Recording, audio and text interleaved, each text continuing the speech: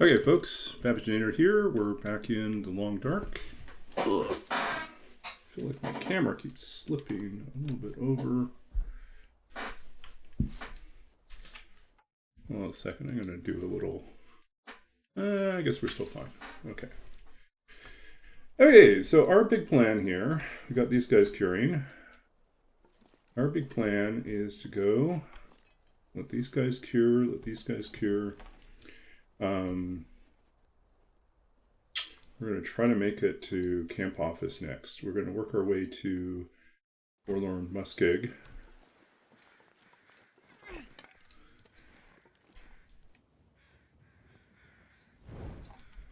Let's make certain we have all the tools we need. Hammer, hacksaw. And we have our scrap.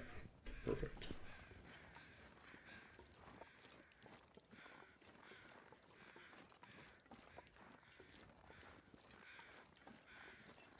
Okay, so we're on a little bit earlier tonight. I'm going to try to do start a little earlier on my streams, partly for make more progress on these runs, and partly because I do have a little bit more time on my schedule right now.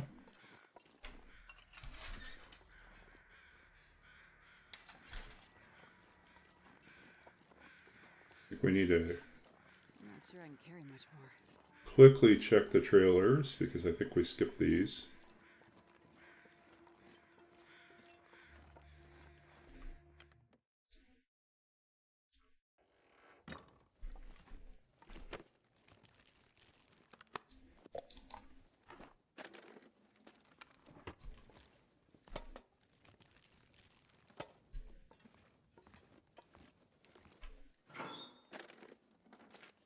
This will be handy.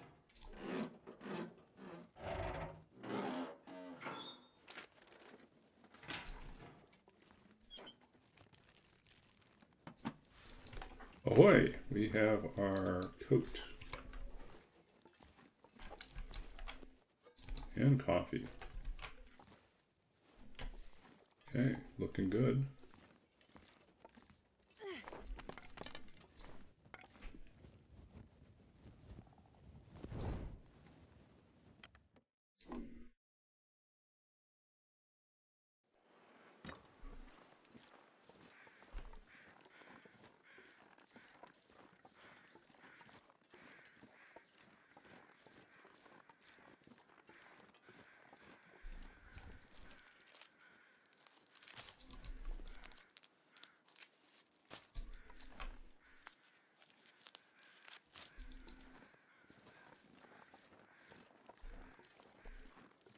I wonder if I can drop any of this gear.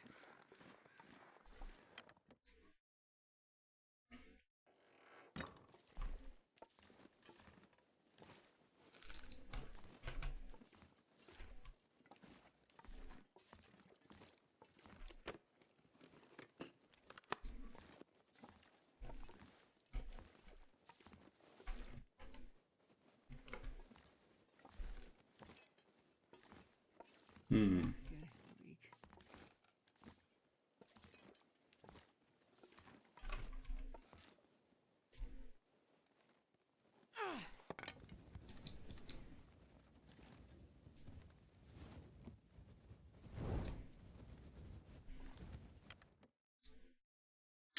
AEG, thanks for the hydrate.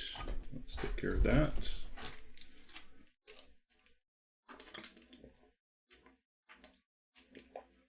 Cheers, good sir. Baba, walk, walk, walk. There you go. And big old stretch.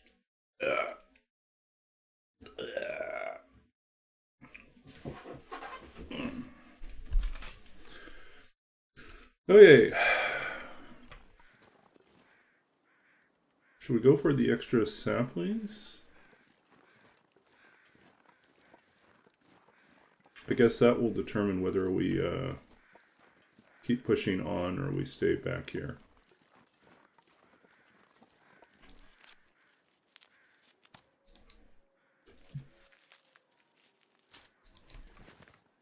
The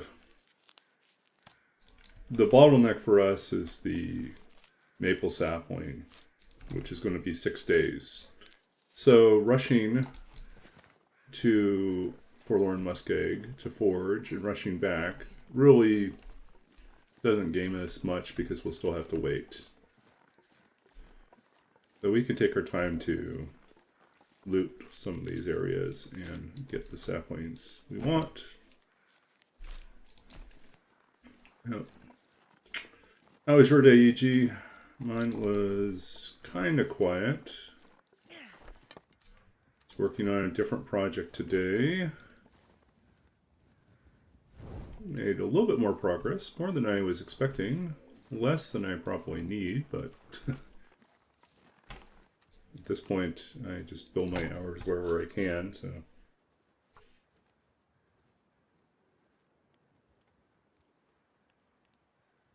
I think this is the fundamental flaw in these type of graduate student positions, is that some of them are not well defined. So instead of having one project that has a determined schedule with set mileposts Come on, little that you're just working towards for the entire length of a semester or a year, mine is basically to serve as a support for multiple projects that are out there, including ones that have not approached us yet, but might potentially approach us. And so, you know, if faculty or students don't approach us and say we need help, then I just have time in my schedule and they don't let me bill it for training. So I just don't get those hours, which sucks. So, you know, otherwise I'll have to do, like, I can work on some documentation stuff, but I'm running out of things to do documentation wise. And yeah, I just really need to move on to a new position soon. I'm not going to be able to carry this load for much longer. Oh, we got some visibility back. That's good.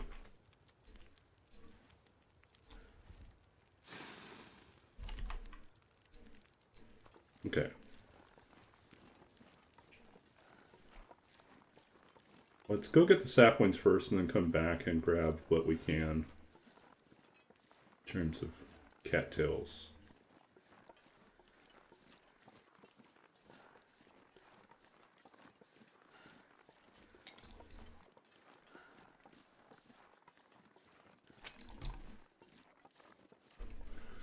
Yeah.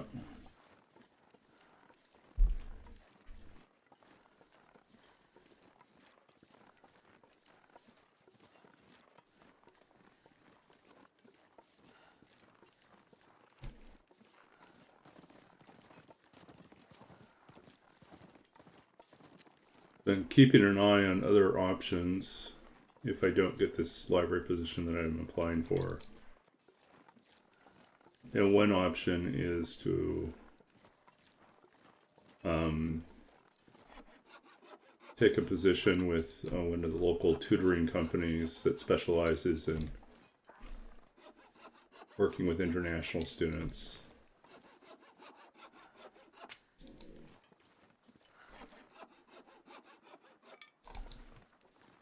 But anyways, there's oh, look at that.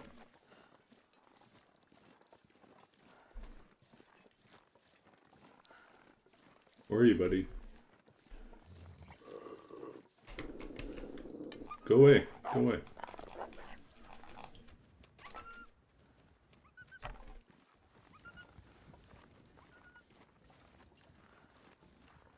Now we have dinner.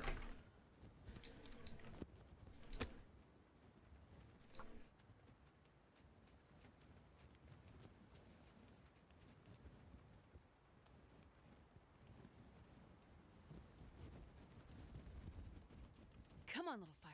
Come on.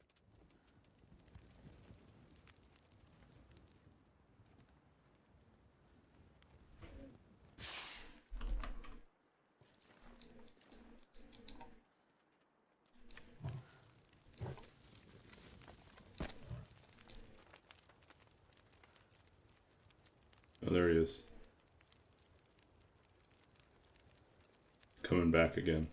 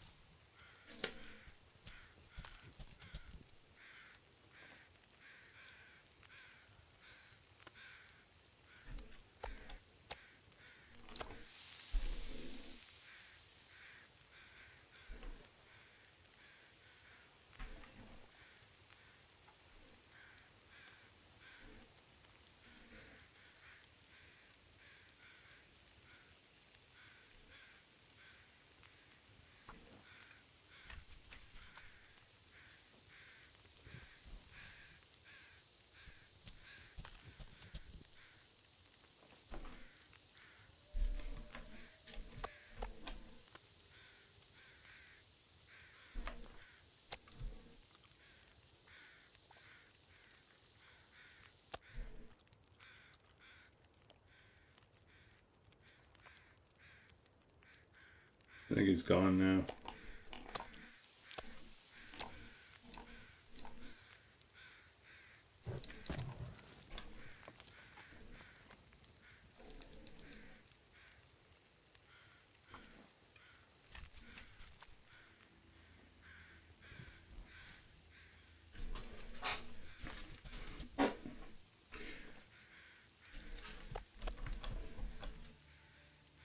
Oops.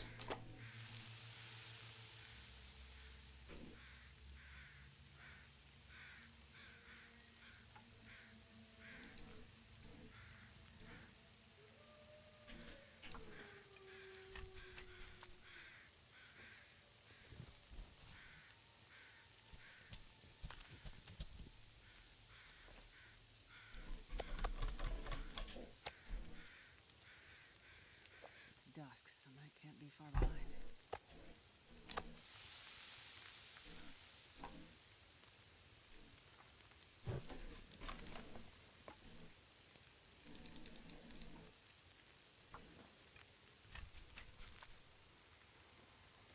Uh-oh. Trouble.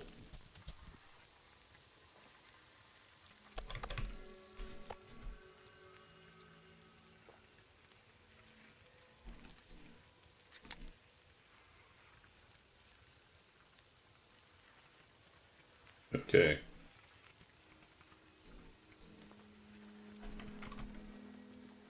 No, we're too heavy.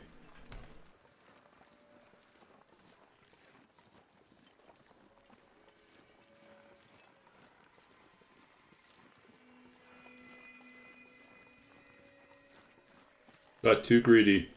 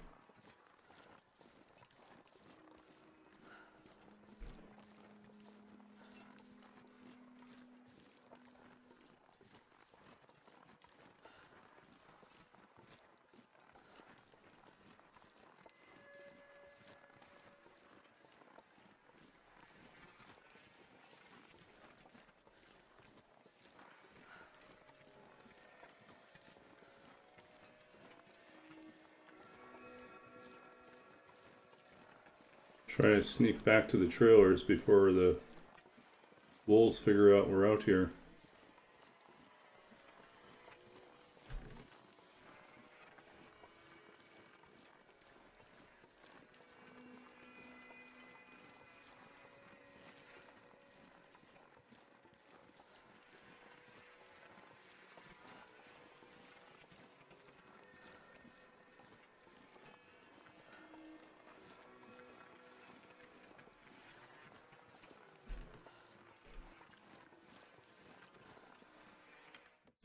Oof, made it back. This pack is getting too heavy to carry. Okay. Saplings down.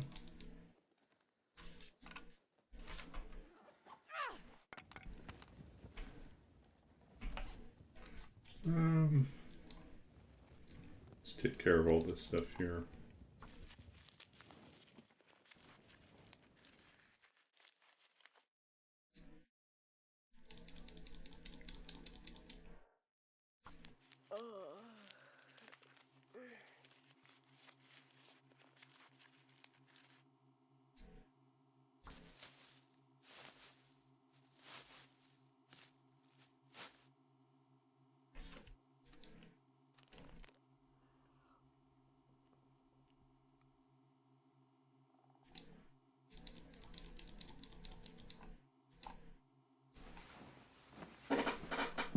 Hmm.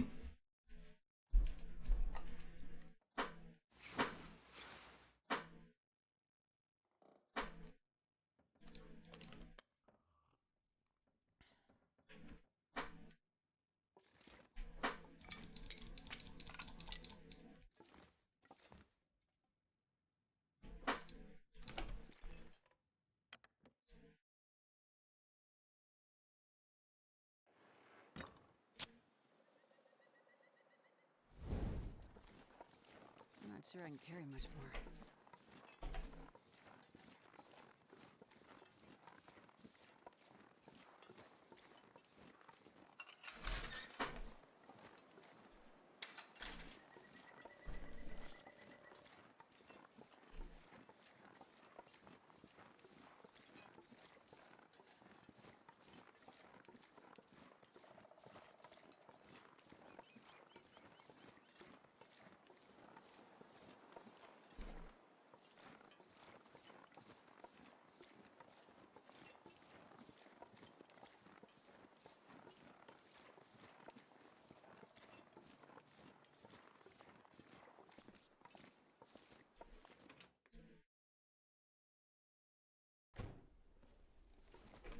Okay, and then we'll put down the rest of these.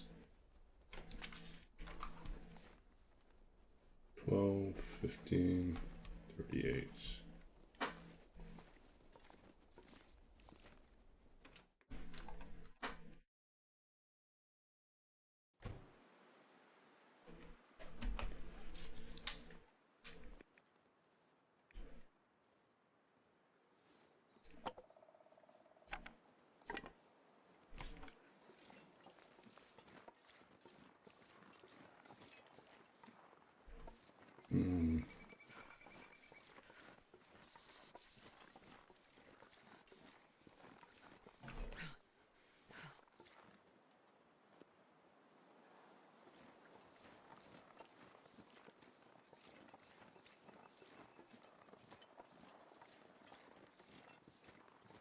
Wonder if I can drop any of this gear.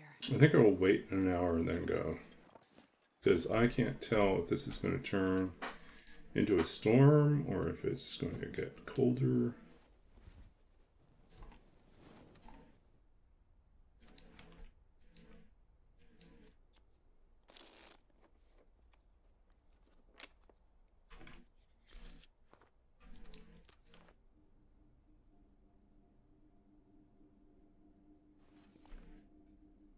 Let's try this again.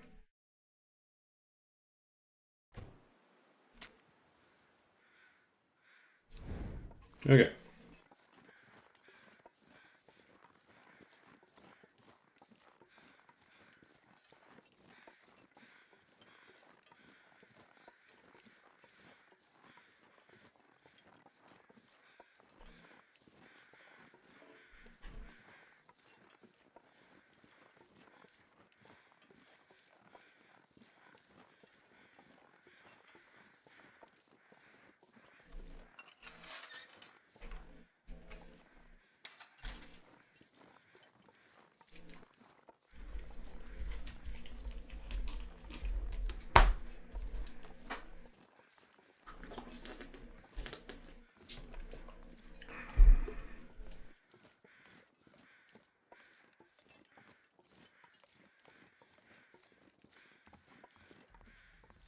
And this pack is getting kind of heavy.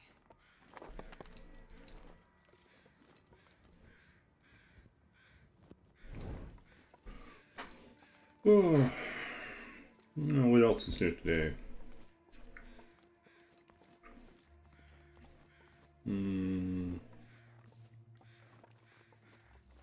Went to the library, returned a book didn't have time to read, so I could sign out 3 more books that I don't know if I'll have time to read. But they looked interesting, and I do want to kind of get back into the habit of reading more for pleasure and not always because I'm judging some competition or because I'm needing to read something to work on a project. But just plain simple reading for pleasure. Need to do more of that.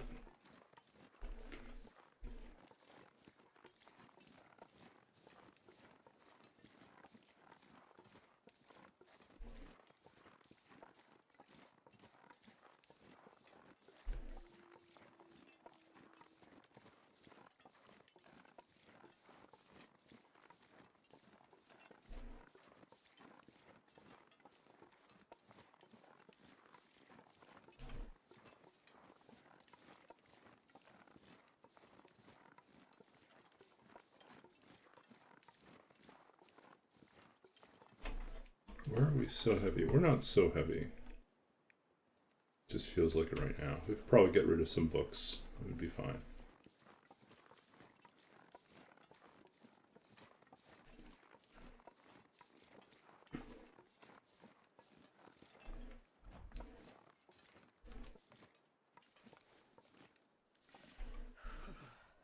Nothing.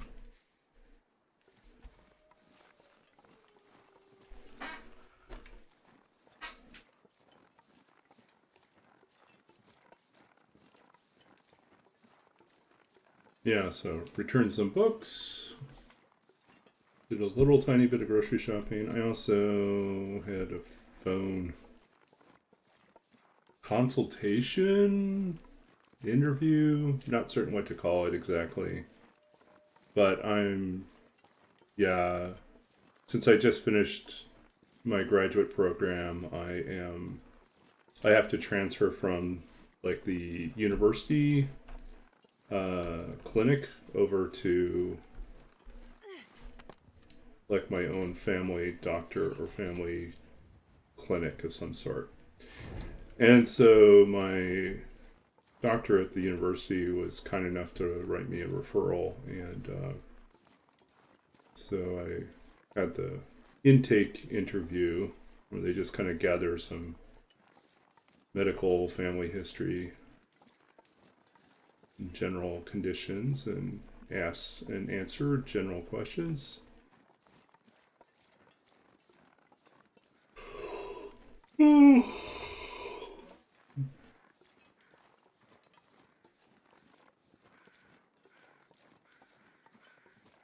That was fine. That was fine.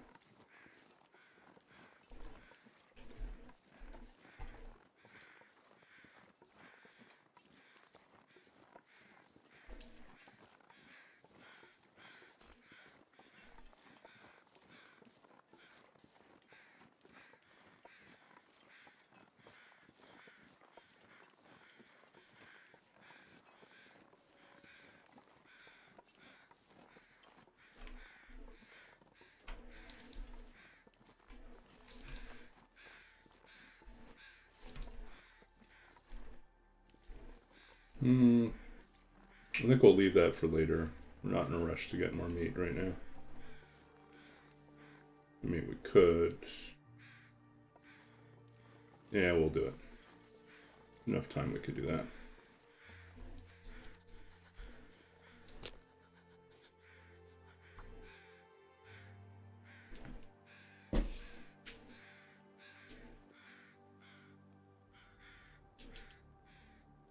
Come on, little fire. Yeah, so it was a relatively boring day. Not too much excitement.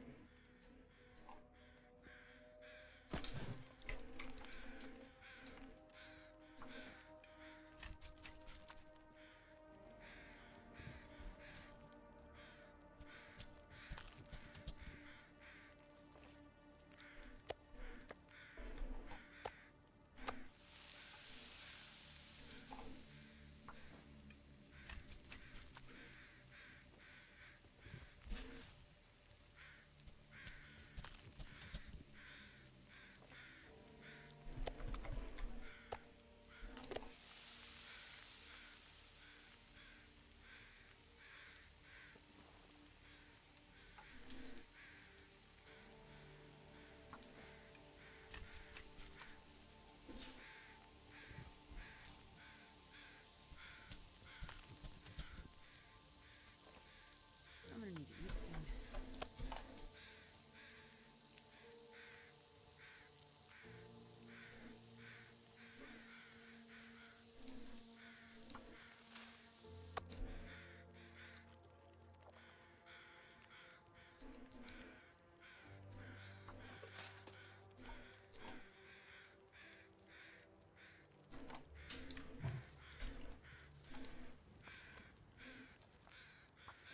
Okay, so I think we're taking the guts here, leaving them in the camp office, and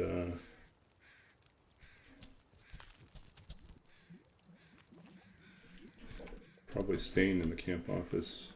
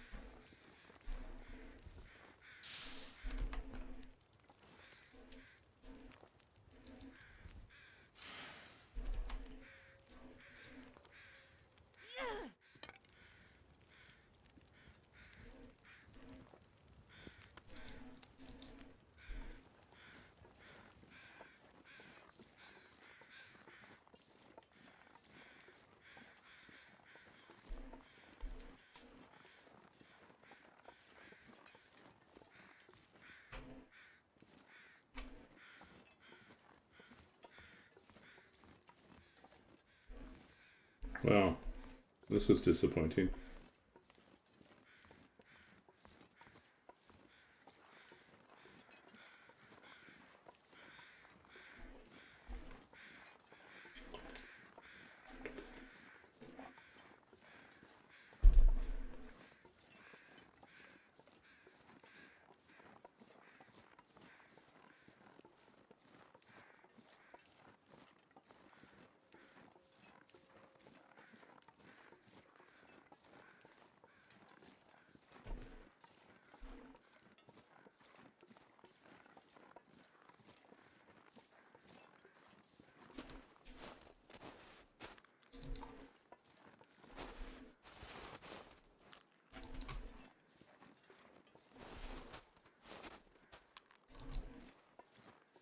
Oh, here comes the fog.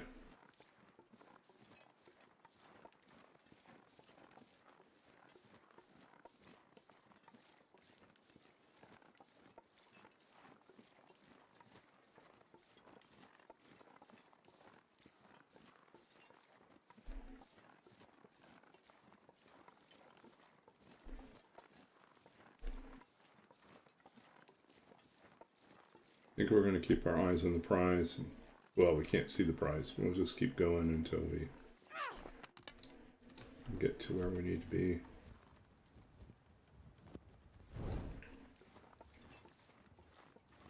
That'd be a little bit more of interest, except I'm carrying these guts, which makes us a target, especially when we have poor visibility, which is not a good thing.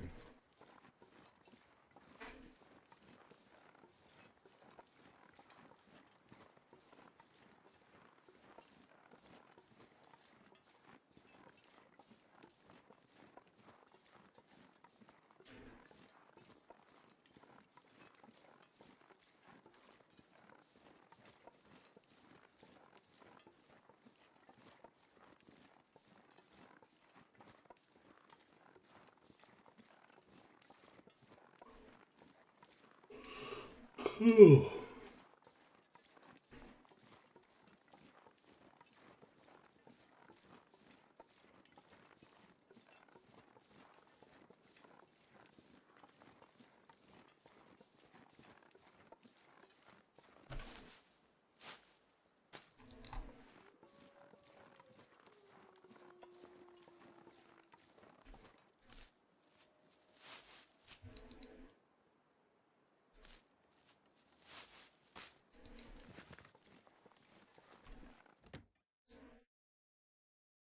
I'm not sure I can carry much more.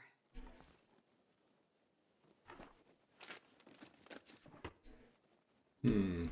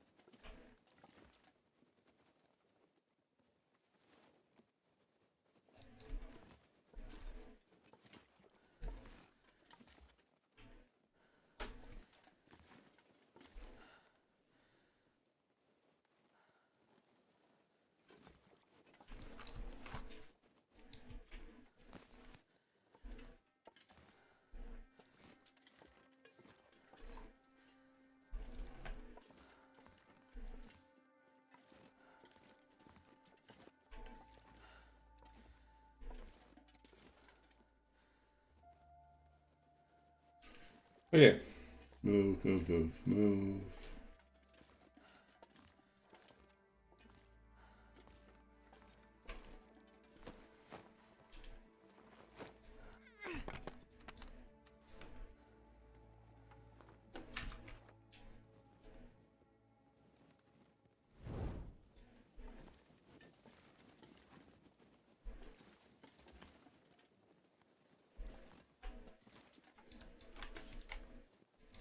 Barely walk with this much gear.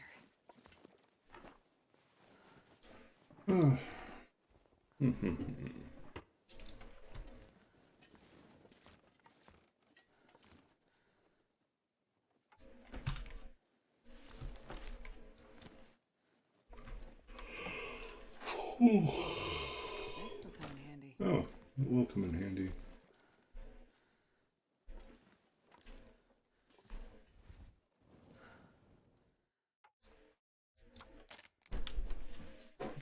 Hey, Roller. Timpy Hortons? Yeah.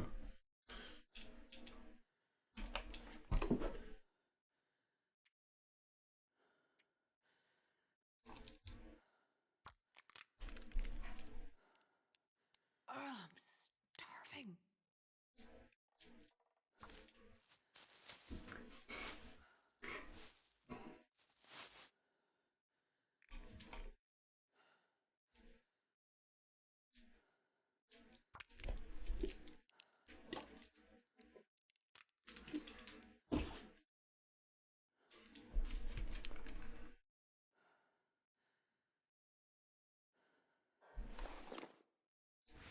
Okay, let's pair this one.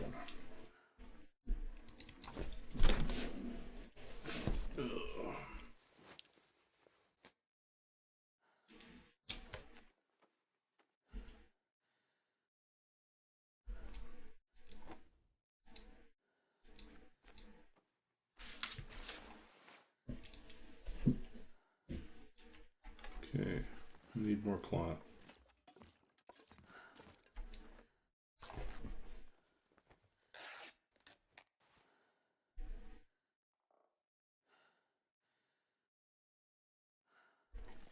I'm gonna need to eat soon.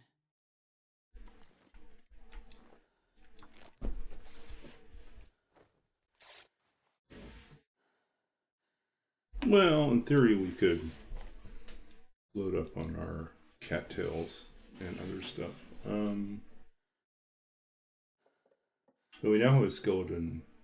Actually, we're fine now. Okay, we might as well eat up.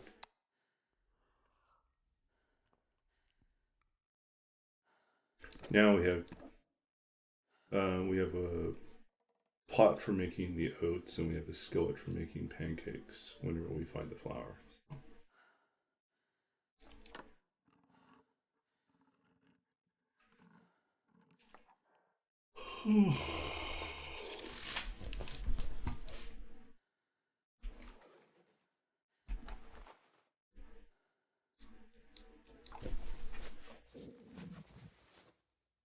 We are not 7 days to starve.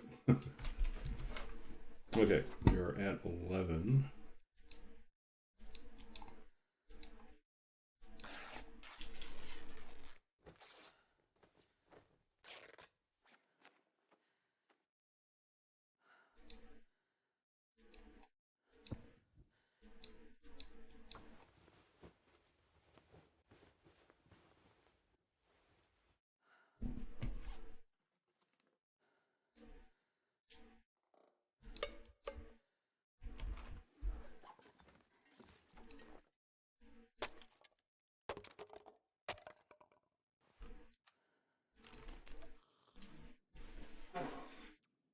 Okay. I'm not gonna be able to carry this load for much longer.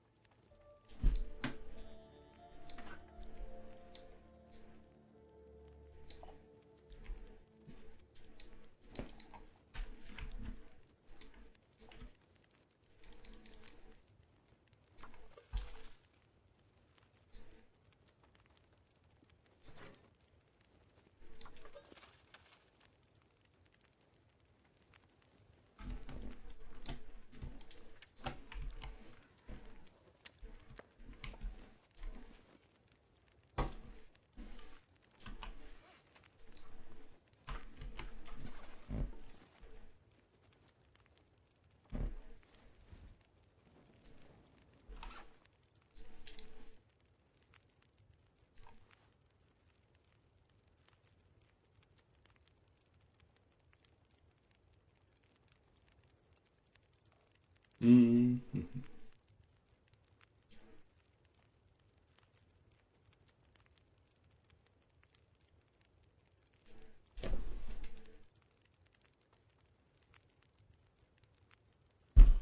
Oh.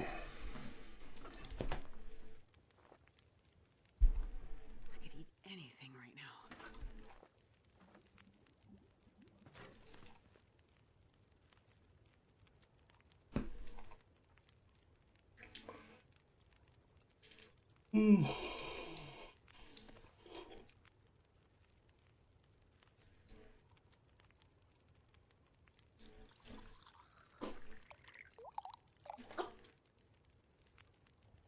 How was your day, Roar?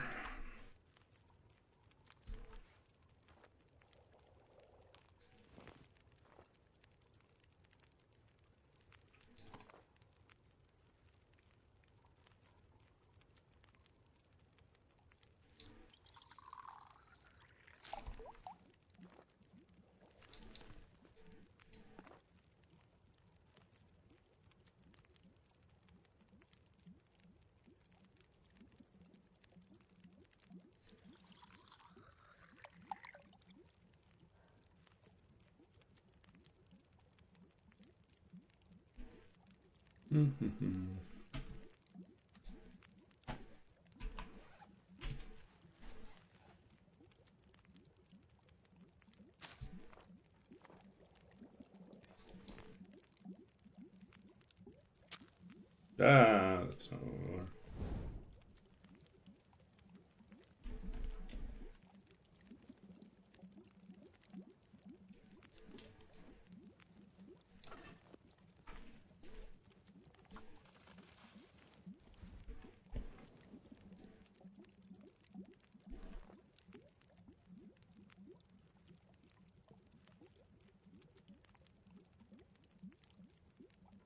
Ooh.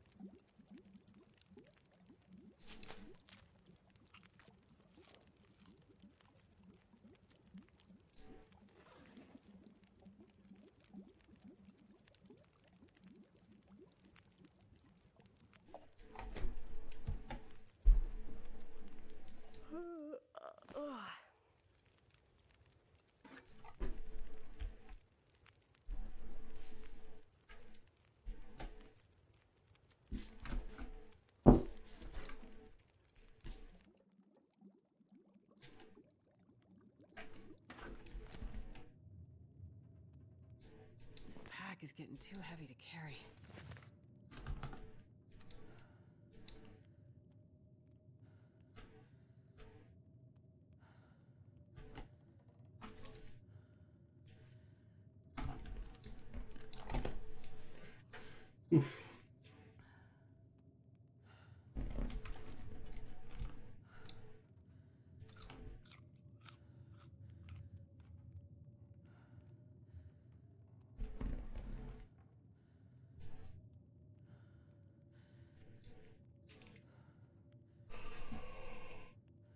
Oh, okay. I guess we'll try.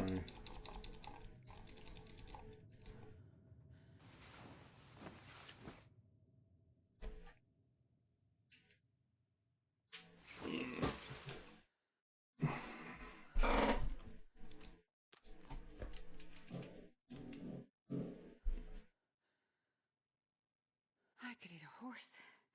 That's saying a lot, because I love horses.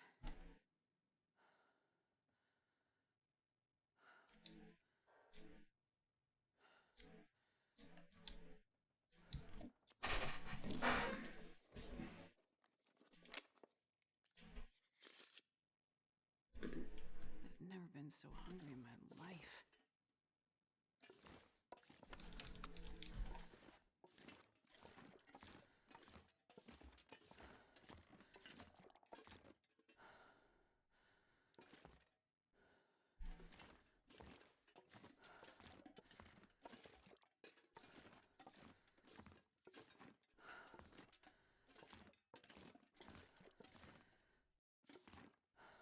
Mm. Oof. I don't know. Tonight I'm feeling a lot sleepier than I was yesterday. Well, let's see how long we make it. We started earlier, like what? Not even an hour ago, and I'm already feeling a little sleepy.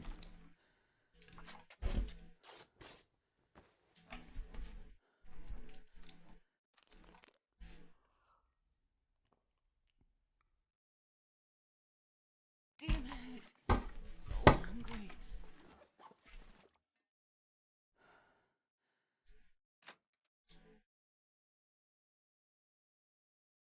I can barely walk with this much gear.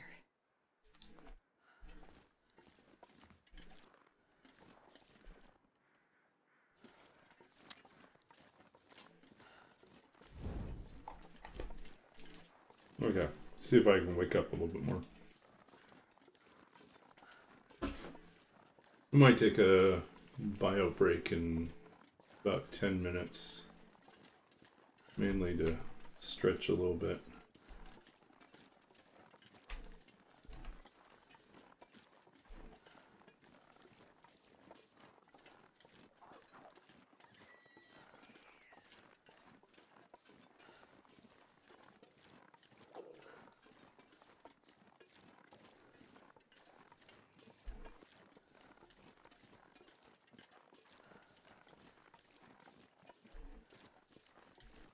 Where are you?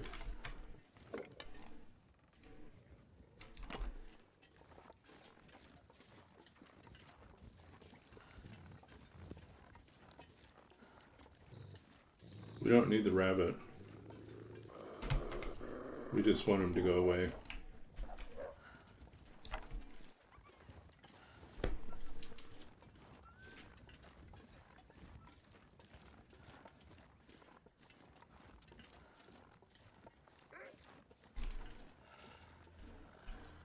Back again. So reposition so he runs the other way.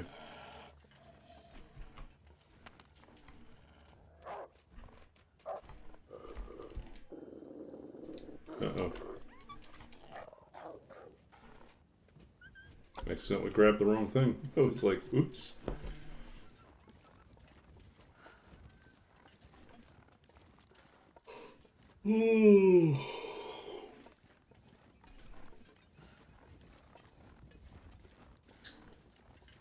So yeah, I was saying earlier this stream that I am still waiting.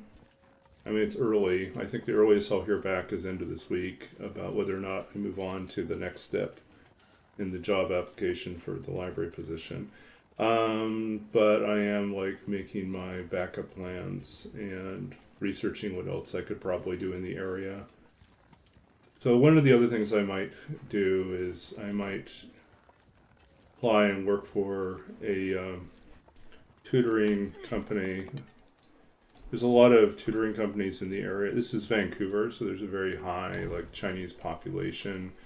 A lot of people who have their kids are growing up speaking English. In some cases, they came when they were young, and so their English is still improving. And others, it's just that their English is they grew up speaking English, but they don't have like adults in the home who speak at an advanced level. So having access to a tutor who can help them with more advanced English, or preparing to go to college and things like that.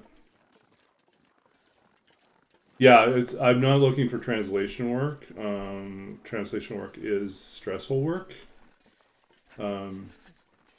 especially with deadlines. But what I am looking for is tutoring work. Like a backup plan would be tutoring work for upper year, like older high school students. So 11th and 12th grade students, maybe 10th, 11th, 12th grade. And so that would cover both like English literature and academic essay writing, but also, people who want to develop as narrative writers or creative writing in general. So we'll see. In most cases, there's like a big appetite for being able to write, like to learn how to write English literature essays at a higher level, because those are the classes that most students struggle with the most. The pay is not bad. It ranges between 4,000 and 7,000 a month for one of these positions, which offers a full-time gig. That's kind of tempting, because if I have nothing else, then working, that's like, what is it, Tuesday to Saturday. So you basically get Sunday and Monday off.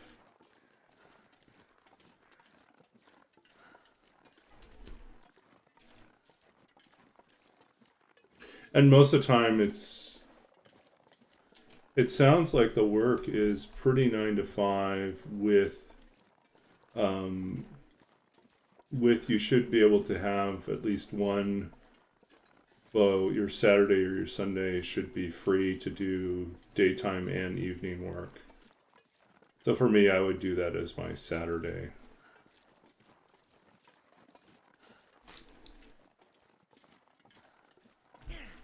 And it's mainly if the students are interested in coming in, that's available. Otherwise, most of the time they try to go for, wow, that's an all-terrain deer.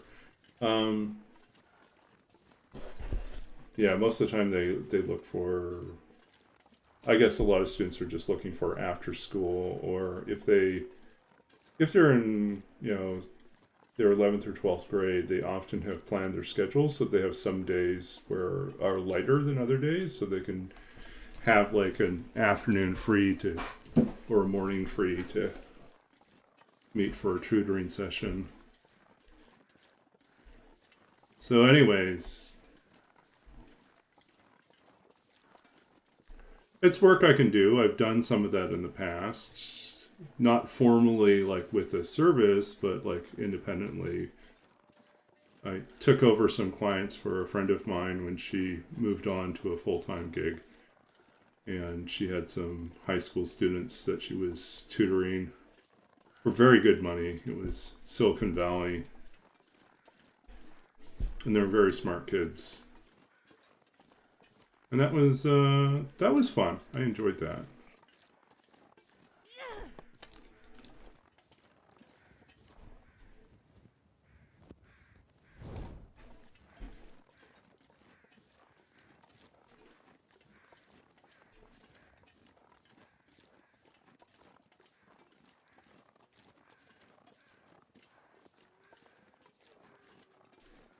But it's not library work at the end of the day. So, and it's not exactly university work either. So it would be a good way to fill some time until the better position shows up. Yeah.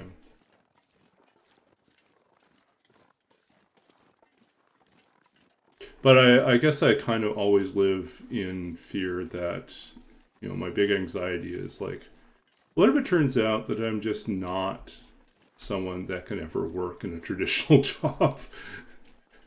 I'm just like,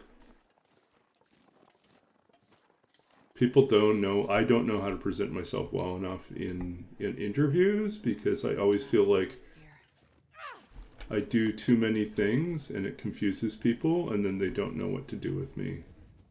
Trying to convey like a clear narrative as to what I'm doing and why I'm interested in position.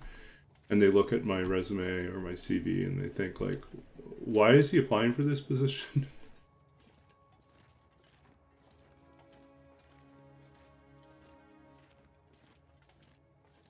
So yeah,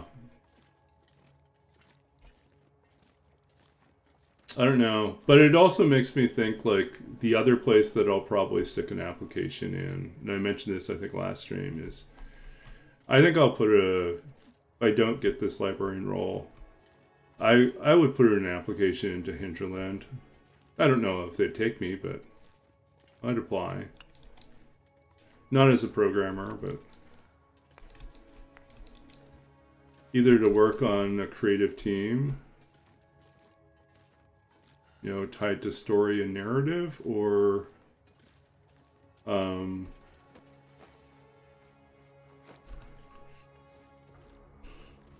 maybe take on some sort of a team, like a project leader, team leader type role. But I don't know what they would need me for, honestly. But I think it's a corporate culture that I'd probably be happy in. I'm not going to be able to carry this load. I'm generally not one to like fantasize about going back to the games industry, but Hinterland's kind of an exception.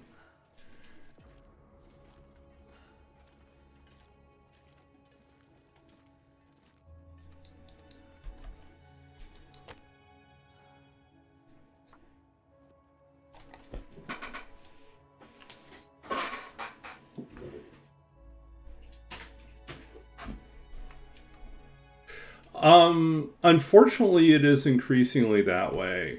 It is often, the problem is this, there's just too many, AI has made it possible for people to send out like floods and floods of mediocre applications. And so when it comes to HR, they're like saying, we've got too many applications. What's an easier way to find who we're looking for? Well, let's just start by asking, do you know anyone?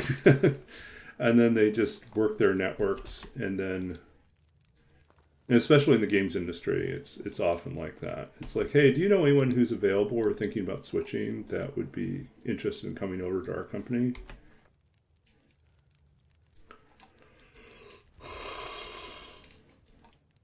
It's not impossible to beat those odds and get a job without having those connections. I mean, that's how I got my job in the games industry in the first time around.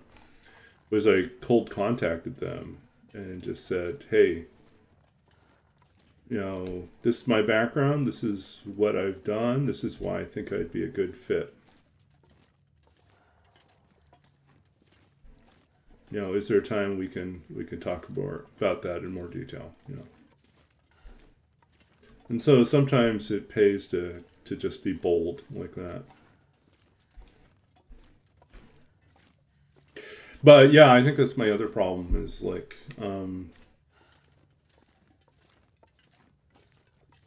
I am simultaneously well connected with lots of people, and at the same time, not. That is to say, like, I have a really wide network of people that know who I am, and you know, are good professional connections. But you know, a lot of times they're not in positions where they can hire me, or I also don't always feel. There's some people that you're close to for a time because you're working together or because you're in classes together, and then after that experience ends, you don't really have much reason to socialize. And so what seemed at the time to be more of a friendship was really more like, you know, sort of the fellowship of being in the same trench, right? But once that trench experience ends, oops, that was pretty bad. You find yourself not necessarily in frequent contact, you know. And then if you move further away, then you're even less likely to run into each other.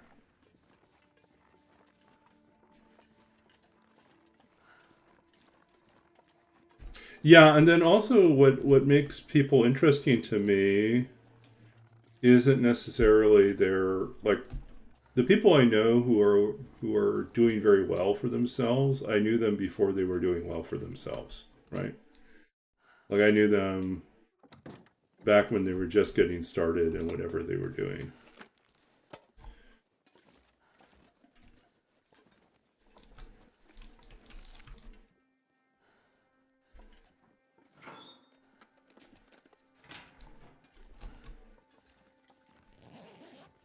I'm not going to be able to carry this load for much longer.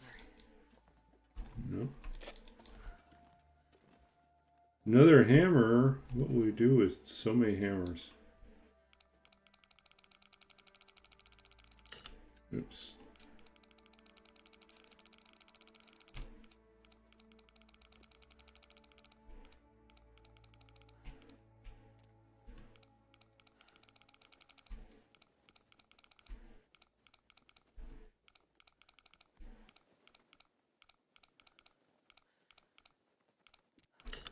Yeah.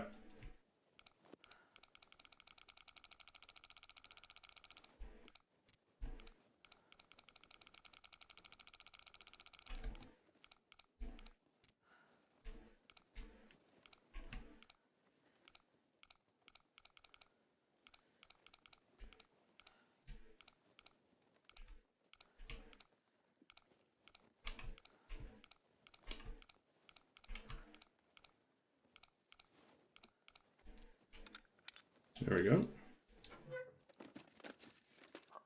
Oh, lucky day. We don't need more jeans.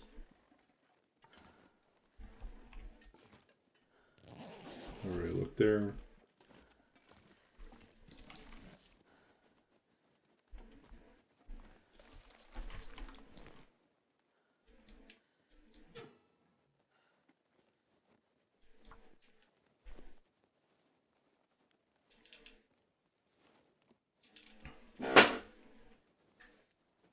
Come on, little fire.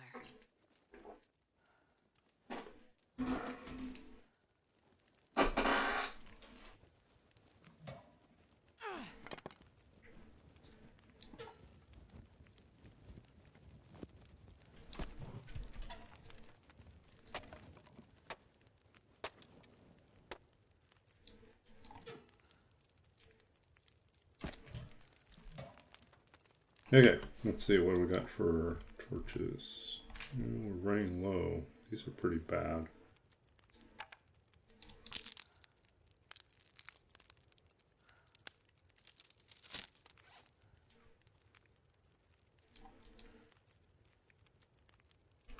Okay, let's cook.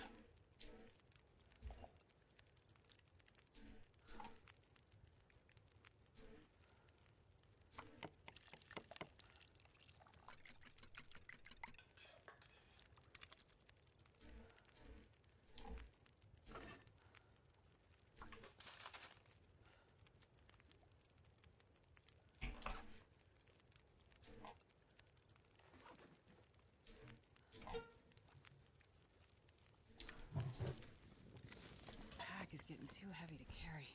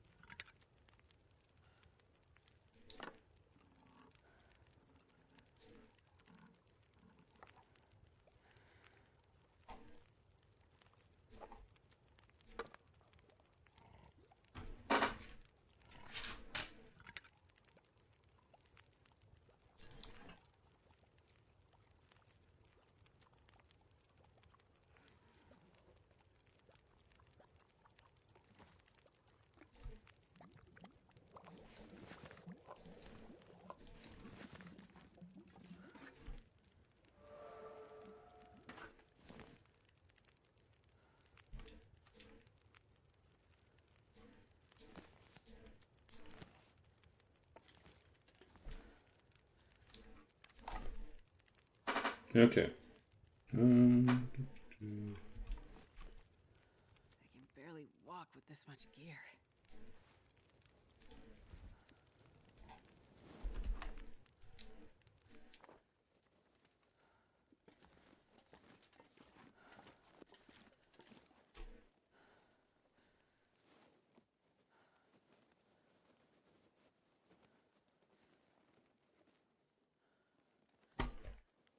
Ooh, getting sleepy again. Okay, so like I said, I think I'm going to take a short 5-minute break here, stretch my legs a little bit, and then we're going to push on. Do we push on to Forlorn Muskeg or not? Or we just do some repairs, maybe?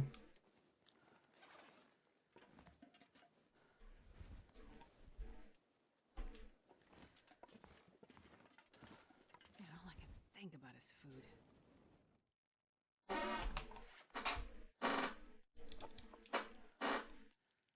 Try to lighten our load here.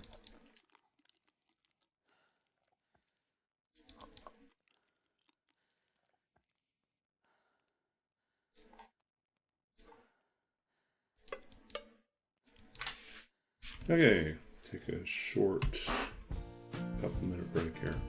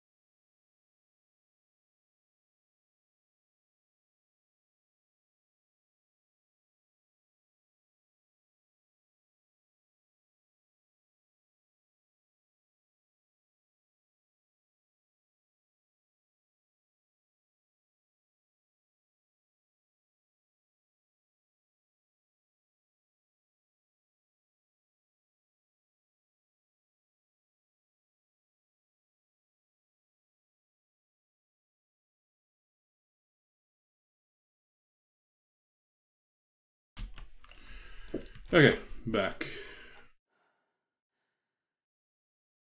Tea is steeping. And still too hot for me right now, but okay, so what are our options here? We have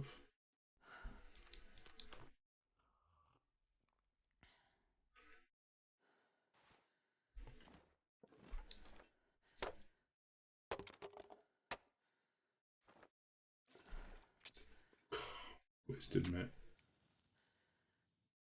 Really? Wasted match.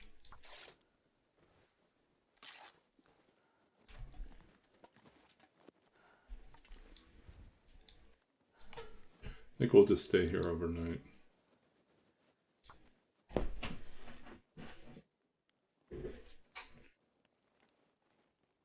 Oh. Come on, little fire.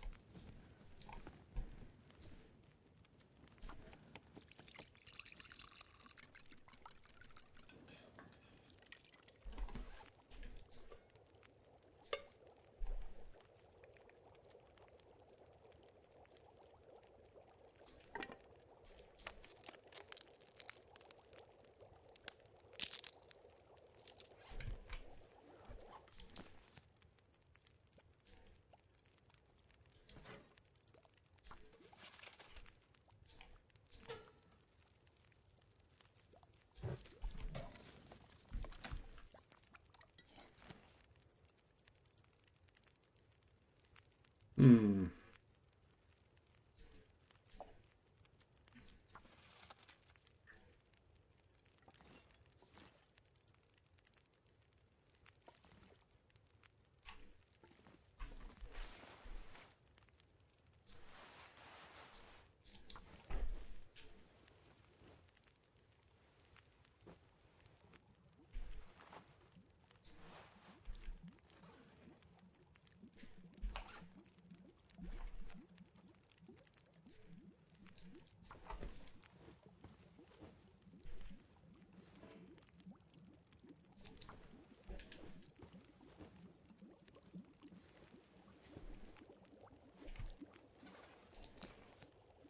I'm not going to be able to carry this load for much longer.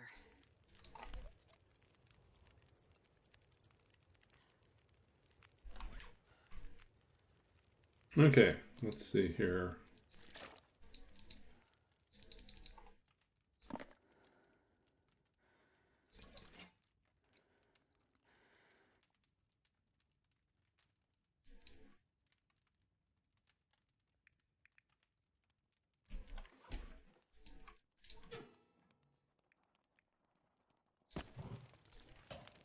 Need more torches.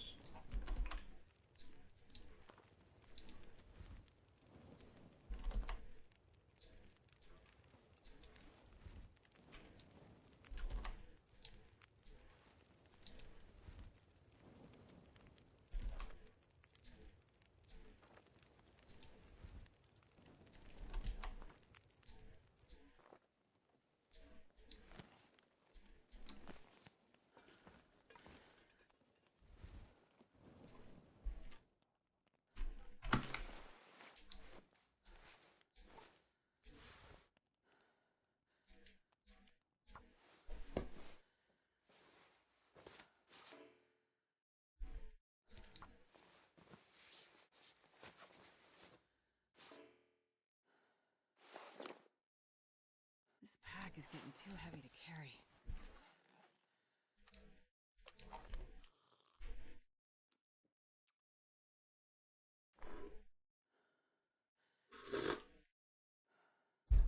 Still very hot.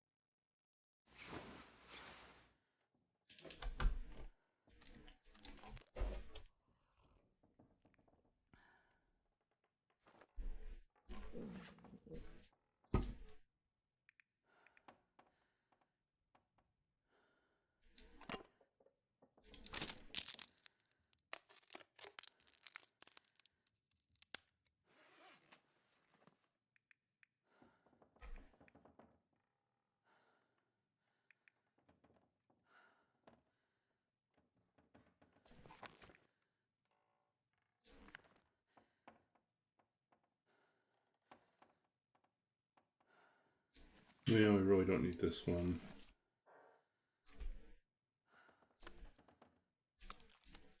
We forgot to drop those.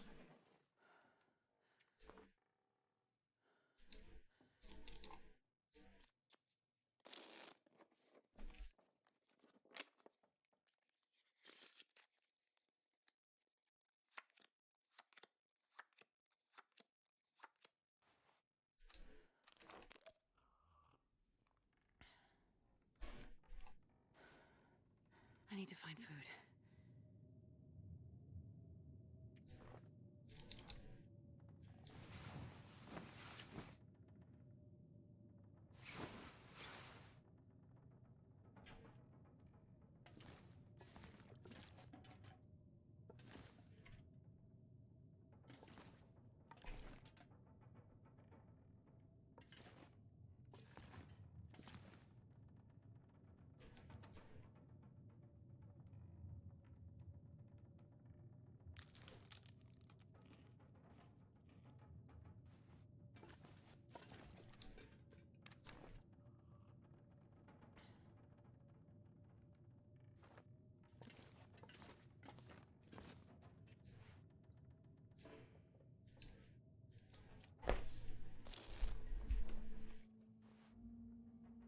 I'd eat anything right about now.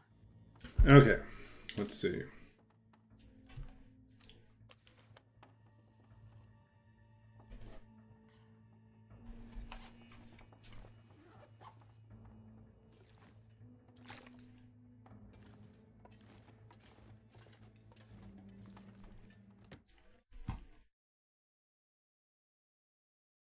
This pack is getting kind of heavy. It's pretty gusty. We'll wait.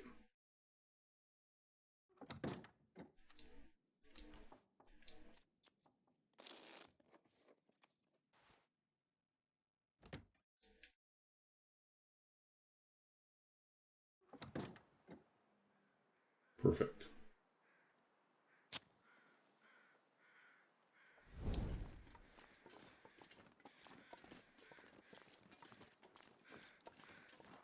Okay, off we go. Forlorn muskeg for the forge.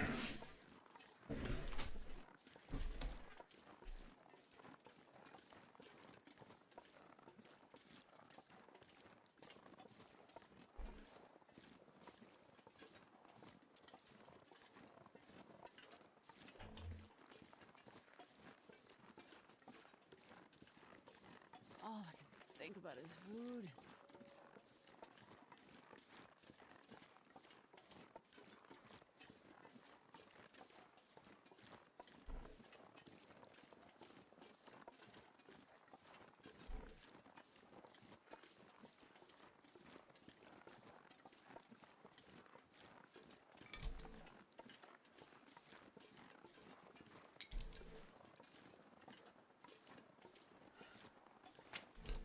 Do we leave a offering for cake stand? I don't think so. With this much gear.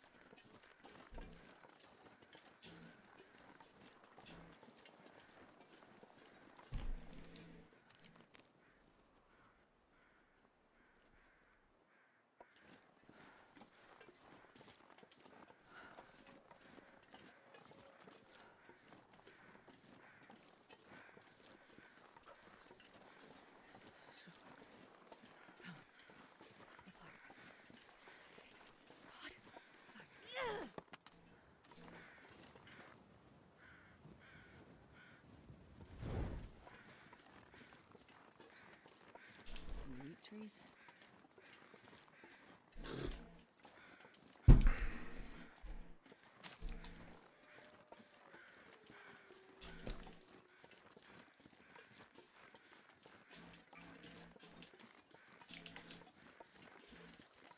What kind of offering? Like build a cairn? Offer a deer? What?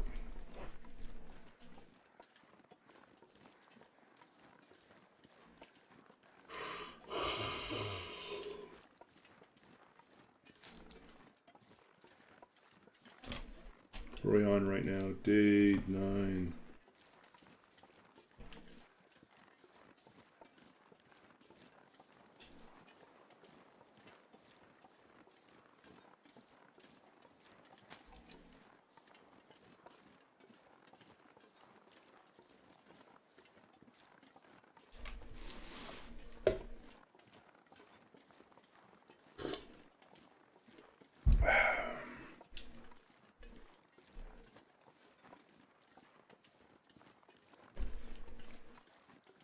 Yeah, the rock hatch would take way too long.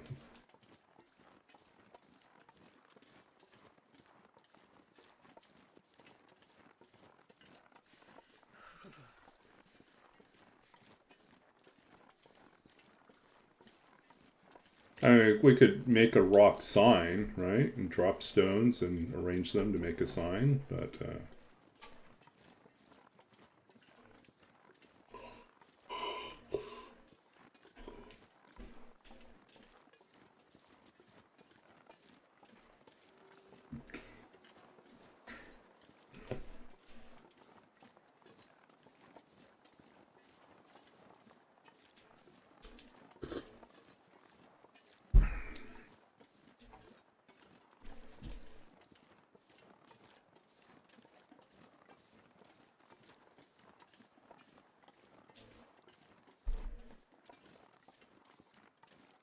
yeah, I wonder how I'd manage kickstand these days. I think the last time I attempted, I was still pretty new to Interloper and chickened out and did like a stalker version of kickstand, in which, you know, I could, you know, forge a bow. So it's really not in the spirit of true kickstand.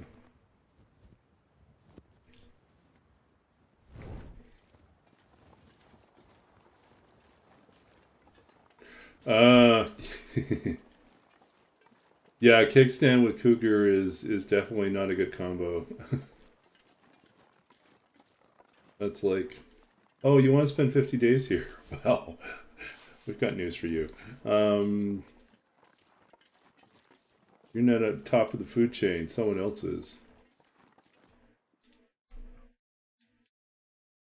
I'm not sure I can carry much more. Okay.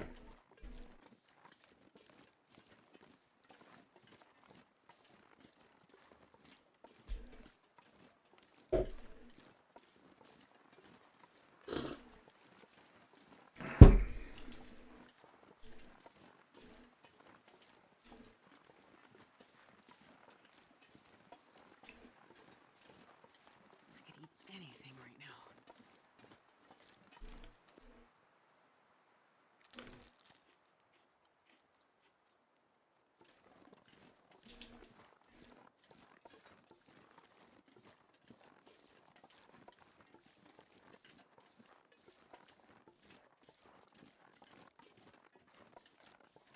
Oh, so cold.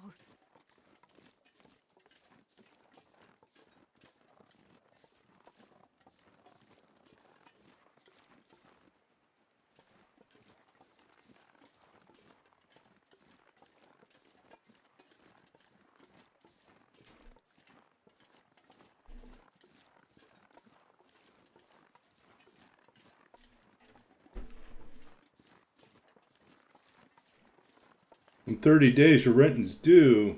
You've been playing Luck Be a Landlord, haven't you?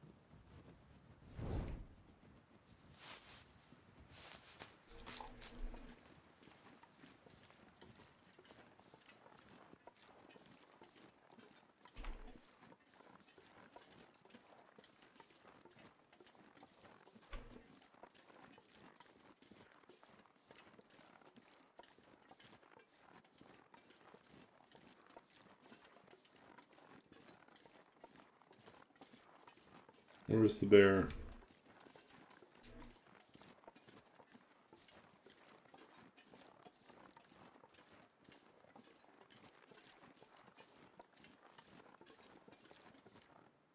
He was way over there. Okay, good. We'll be out of here in no time.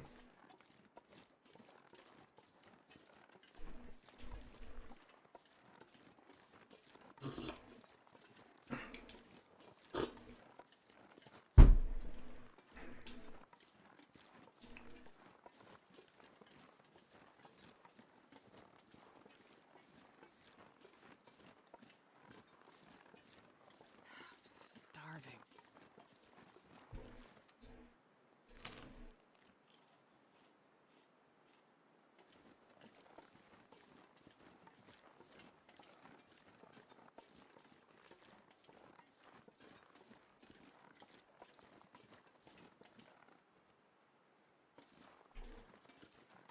I'm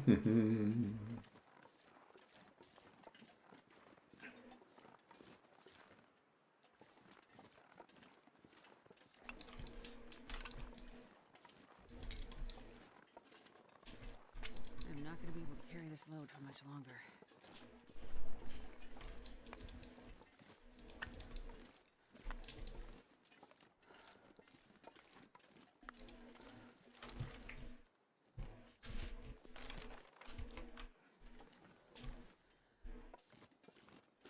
I'm going to need to eat soon.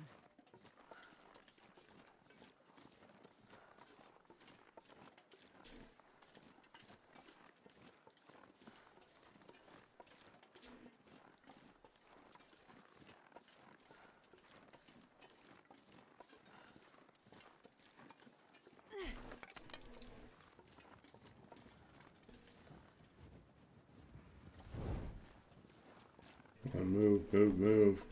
Don't stick around for the bear.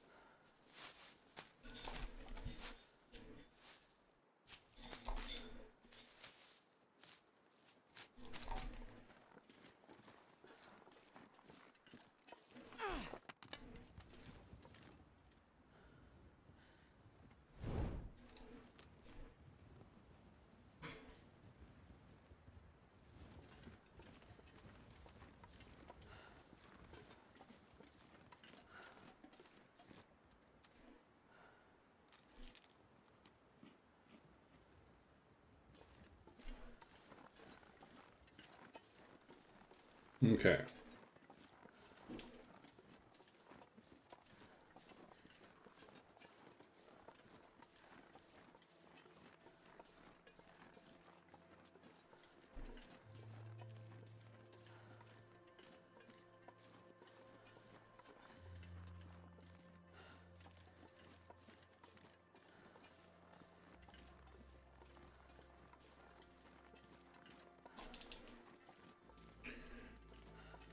Oh boy.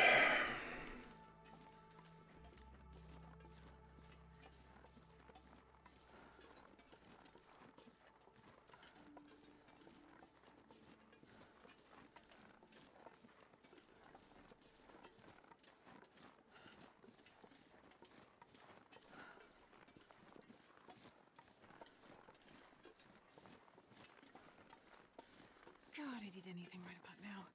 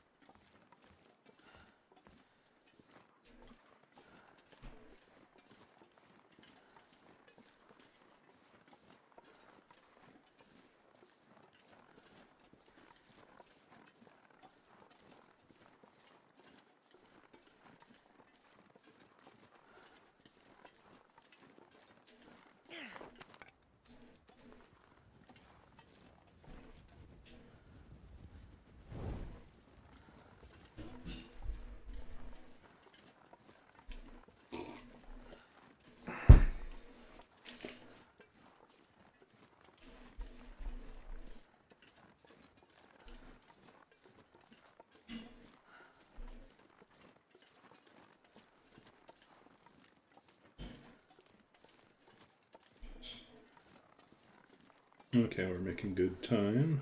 Hopefully the storm doesn't hit us yet.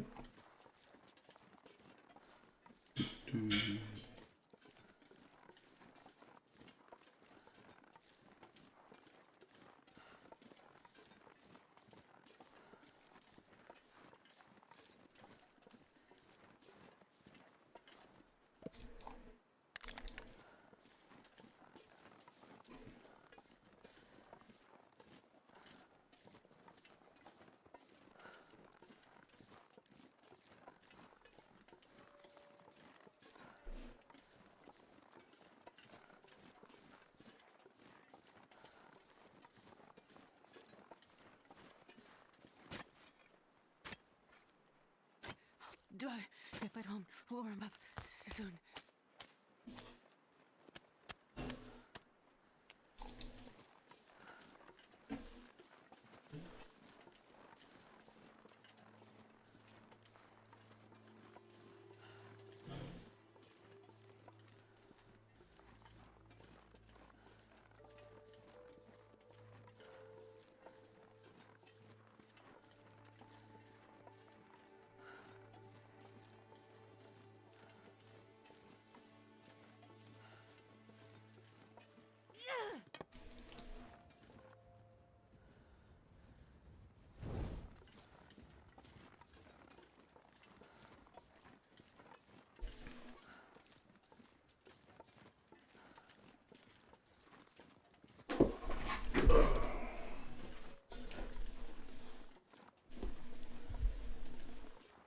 I could eat anything right now.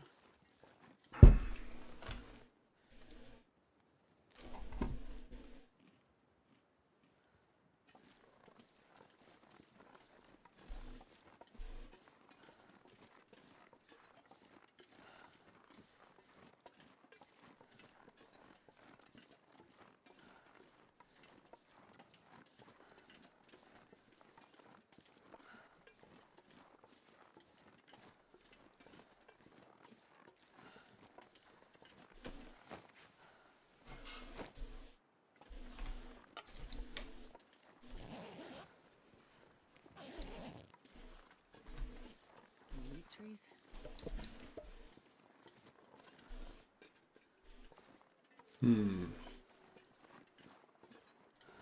Here we go. It's like, where are the feathers?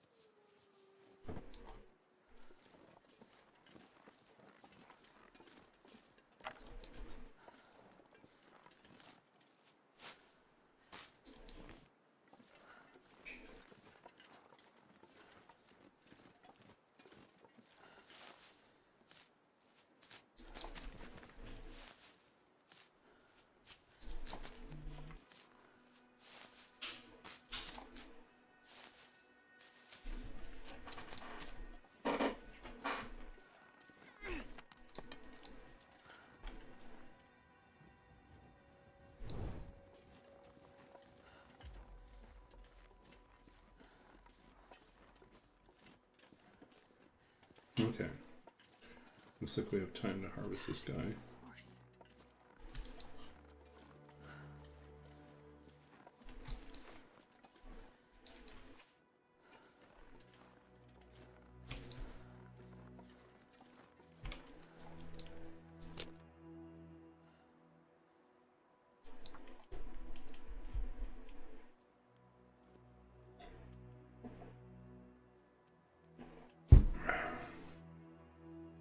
Come on, little fire. Come on.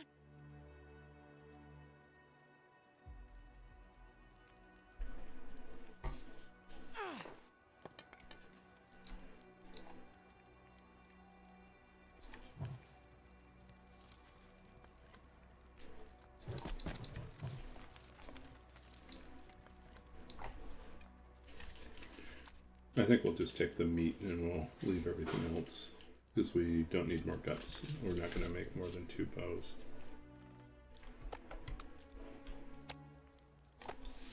Probably just make 1 bow, honestly. Oops.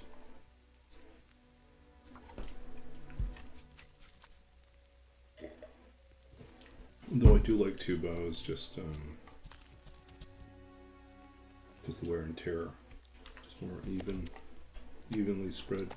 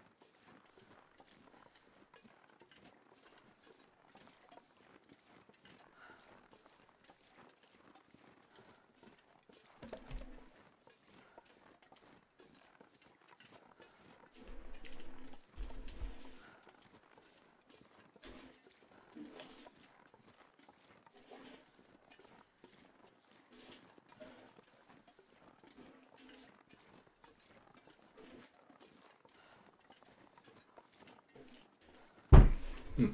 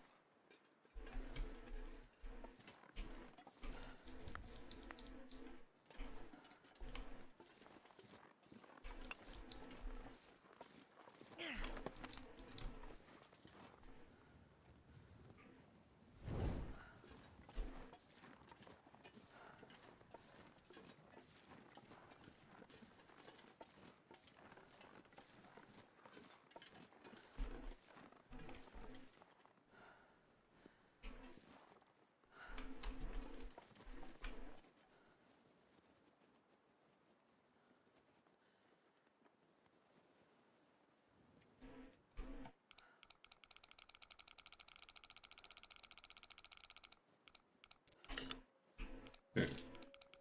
D2.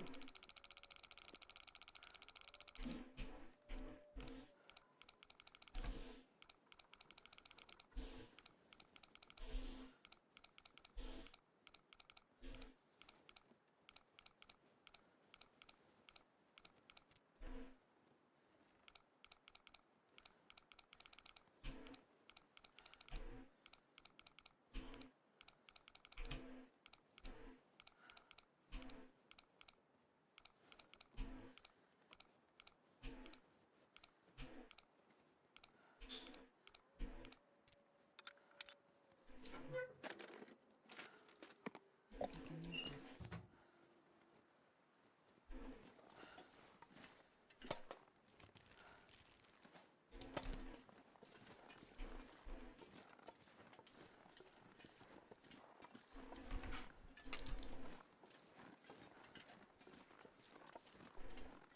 Okay.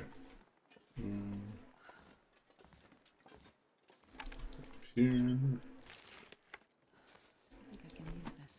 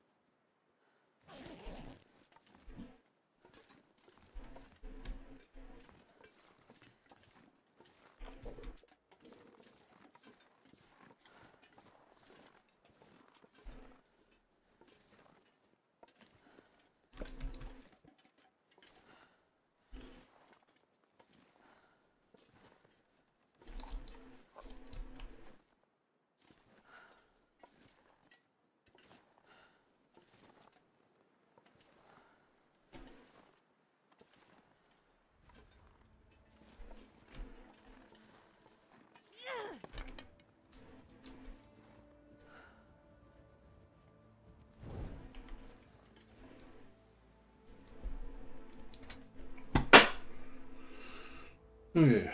Let's get this fire started.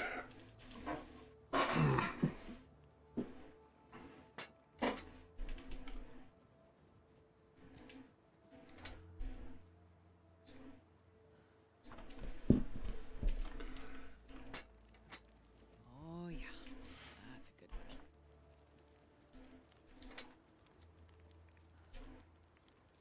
one. 1, 2, 3, 4, 5, 6, 7, 8.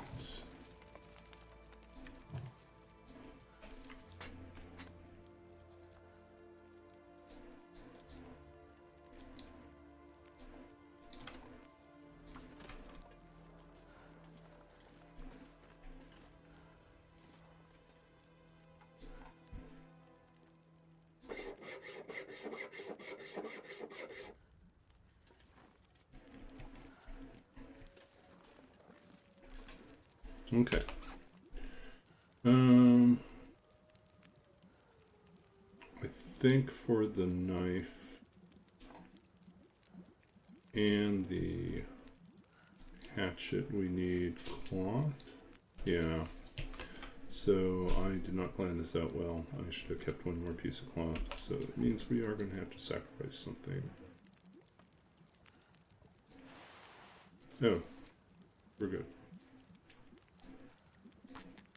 We're good.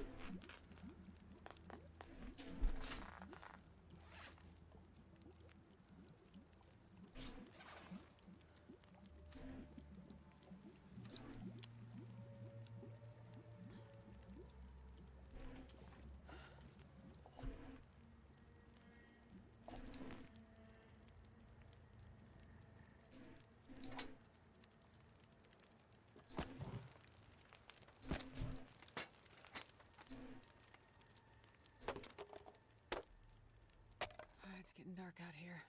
Time to look for shelter.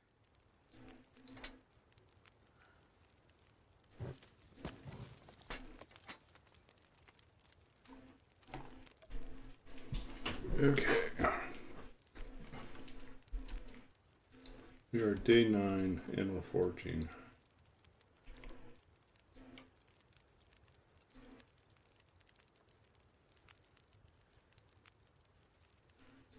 Can you eat trees? Because I'm gonna.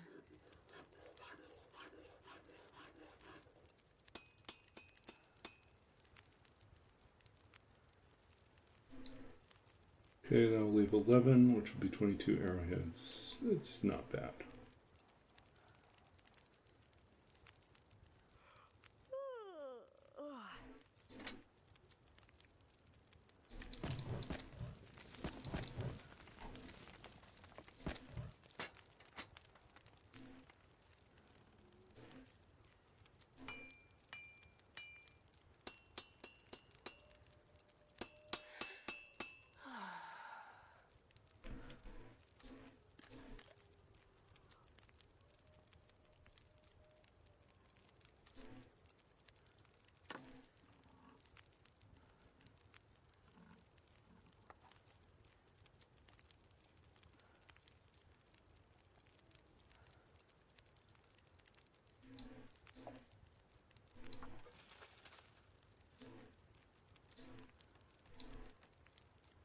I need to find a place to rest.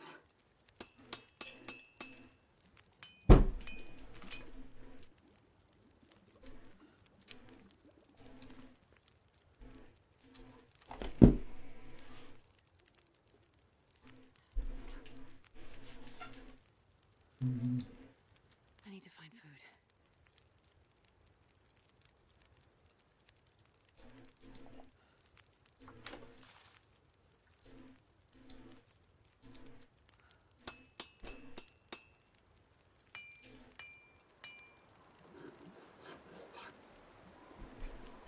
Where can I find something to eat?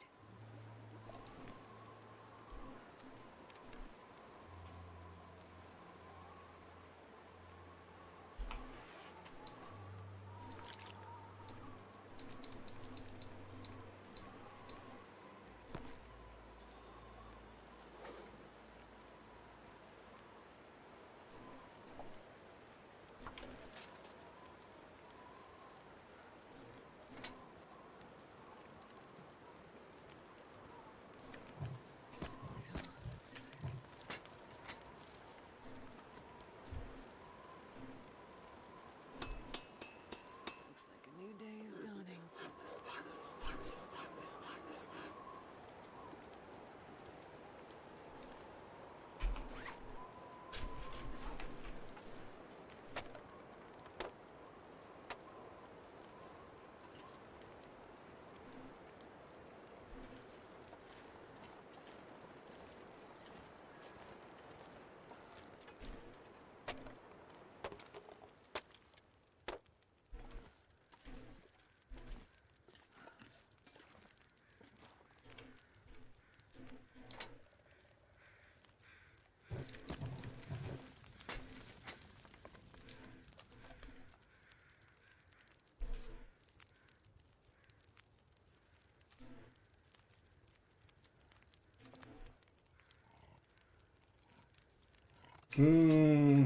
Already made it so long tonight without our first random chat botter.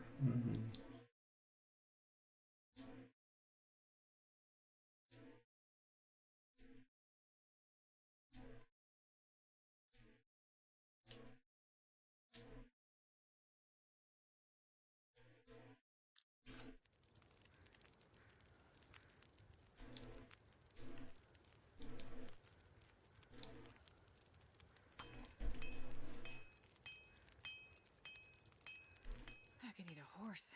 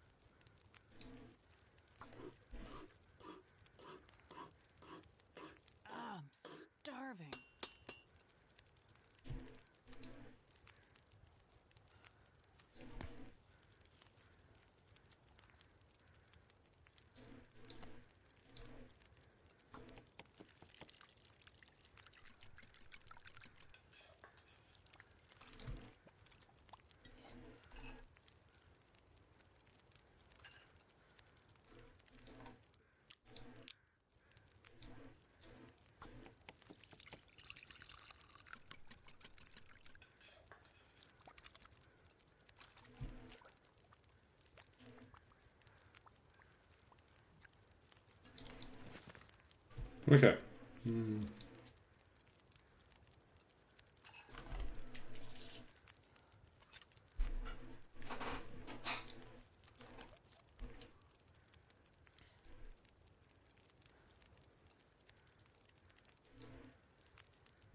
Okay, so how are we doing for arrowheads then? We have 22 arrowheads.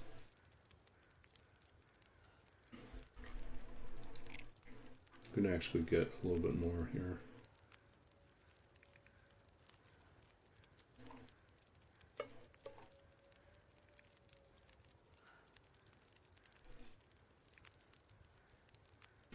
You can leave.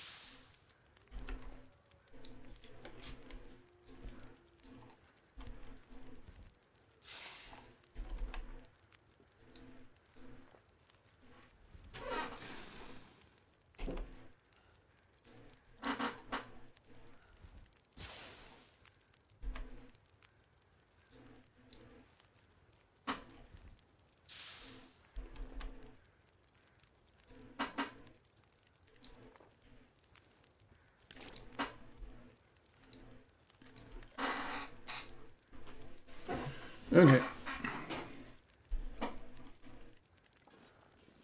Time to head out of here.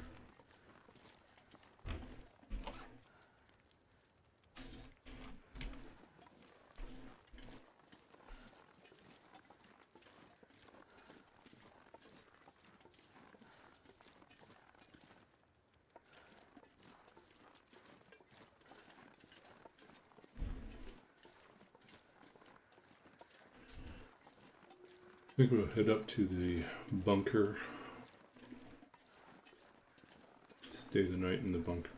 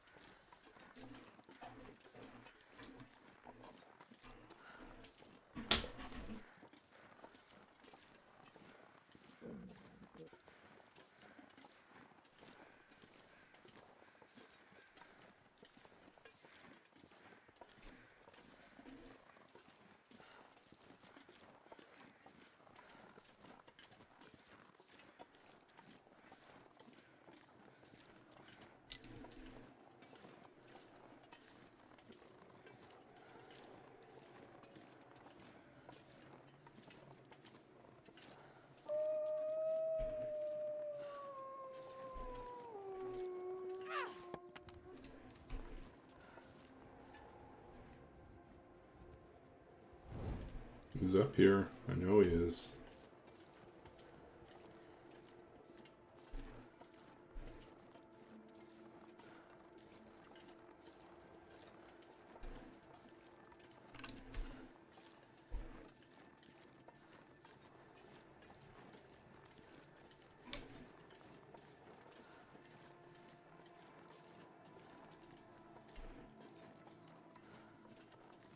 There he is.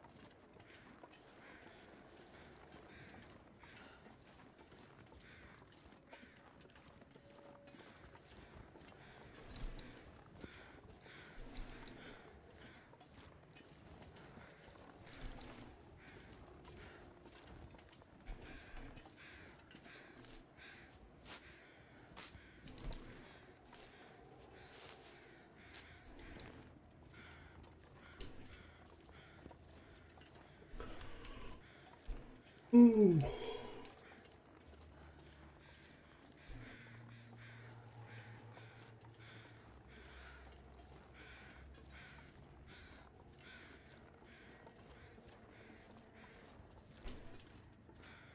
I'm debating if we should wrap up early.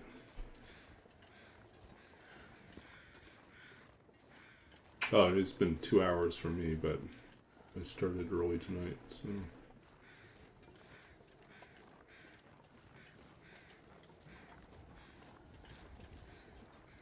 We checked the big box we forged. Day 9.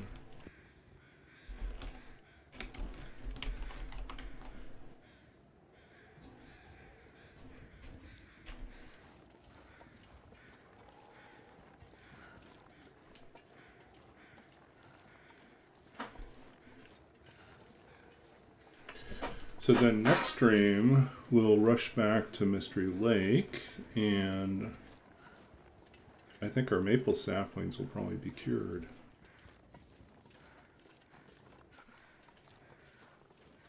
And then we'll make our bow and our arrows.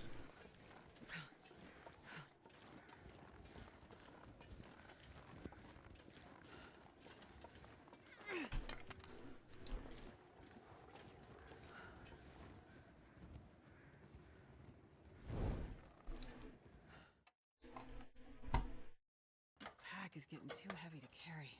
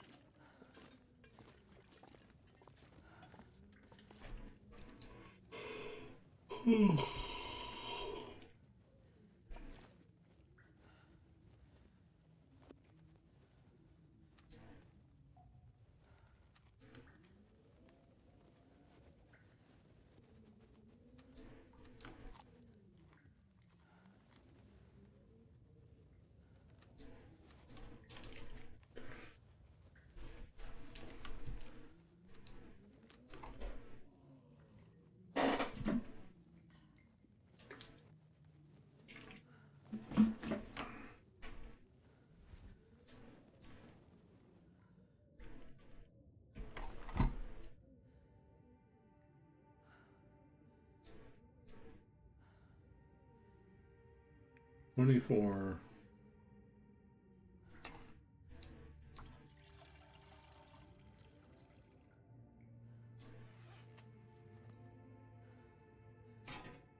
Oh, we should have left it behind. Oops. Oh well.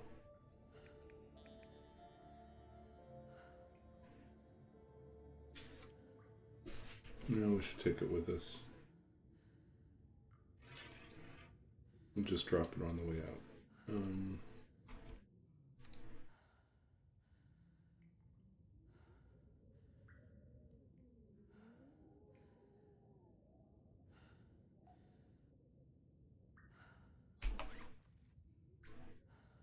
We have enough coal, we could do another forge.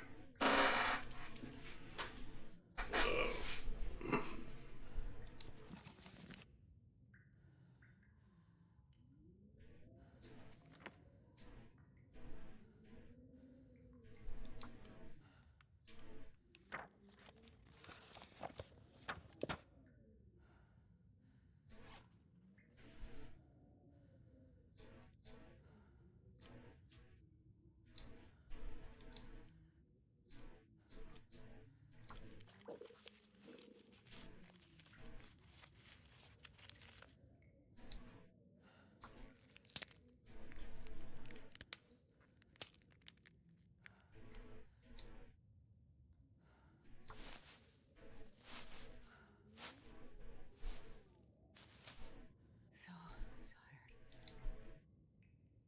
Yeah, we got lots of teas.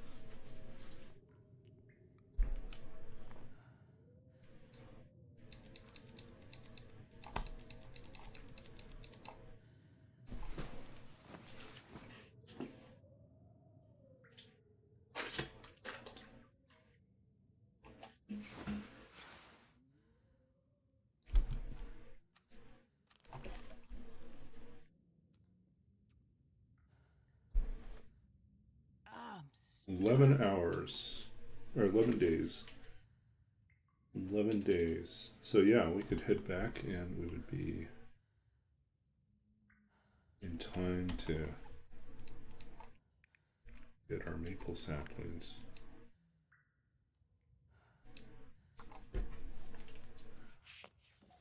I could eat a horse.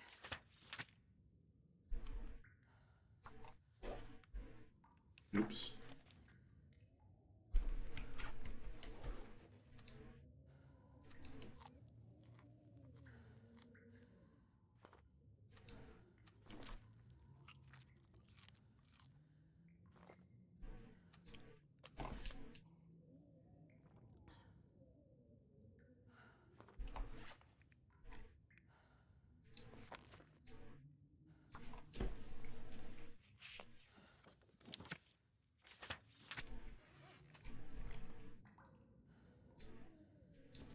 Can you eat trees? Because I'm gonna eat a tree.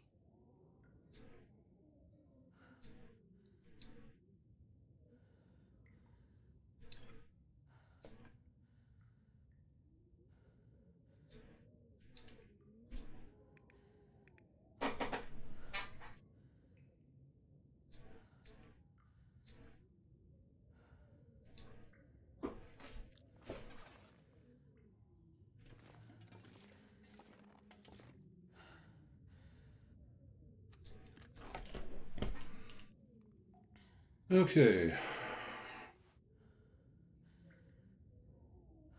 Let's see what this is like out here. I can barely walk with this much gear. A little too gusty.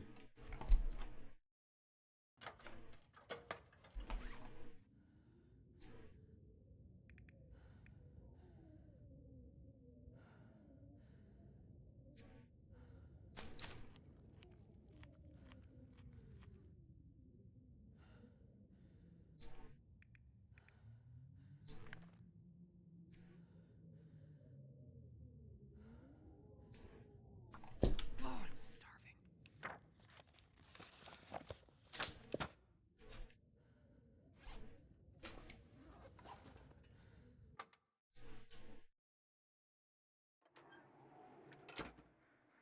Okay, this looks good.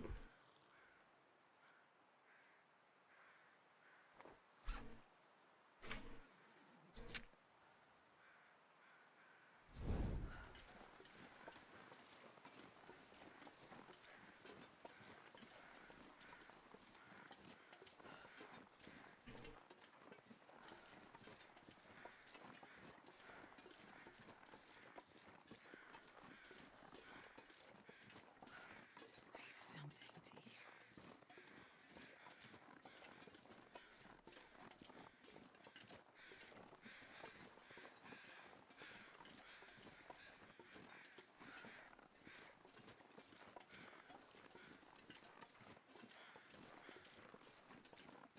I'm not going to be able to carry this load for much longer.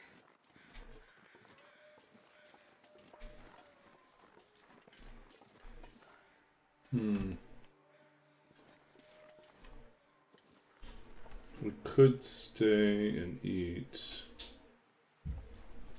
But we got lots of food on us, so we're okay.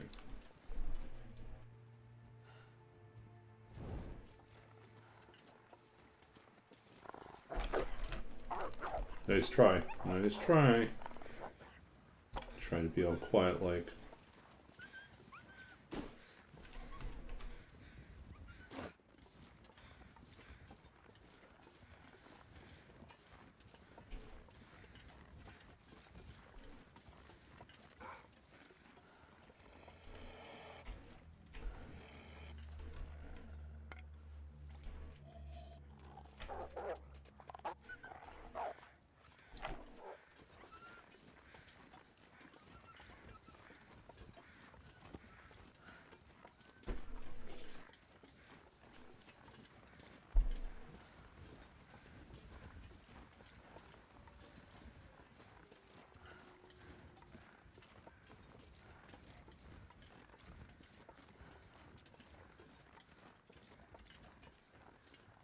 Okay.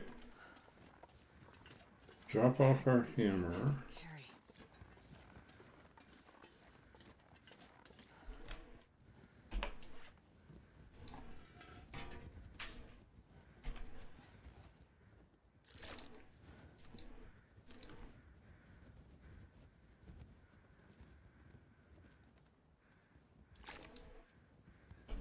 Carry.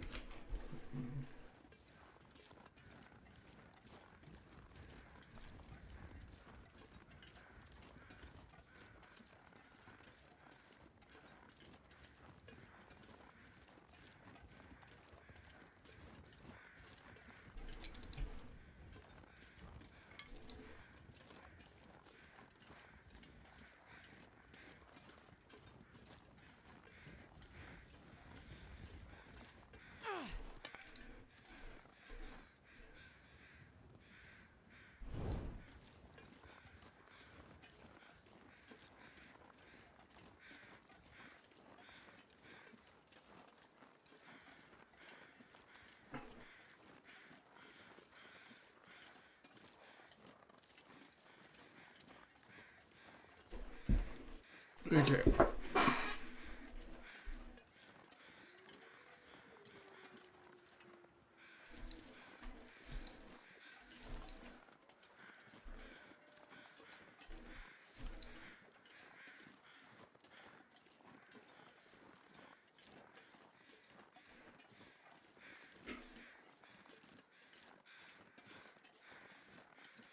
Just have to backtrack all the way back to the exit.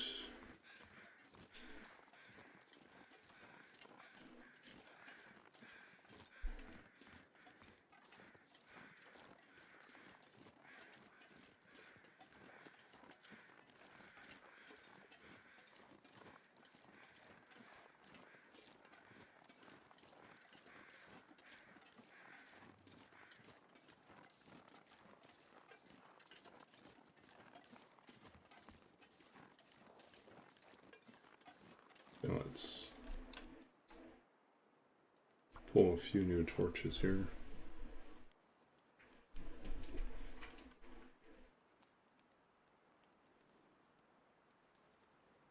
Come on, little fire.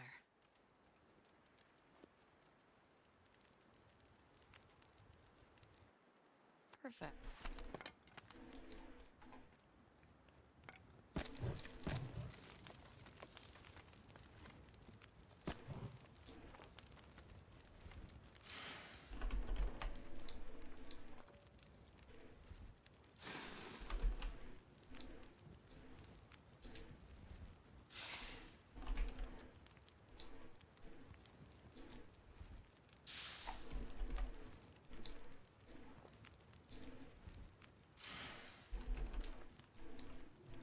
Barely walk with this much gear.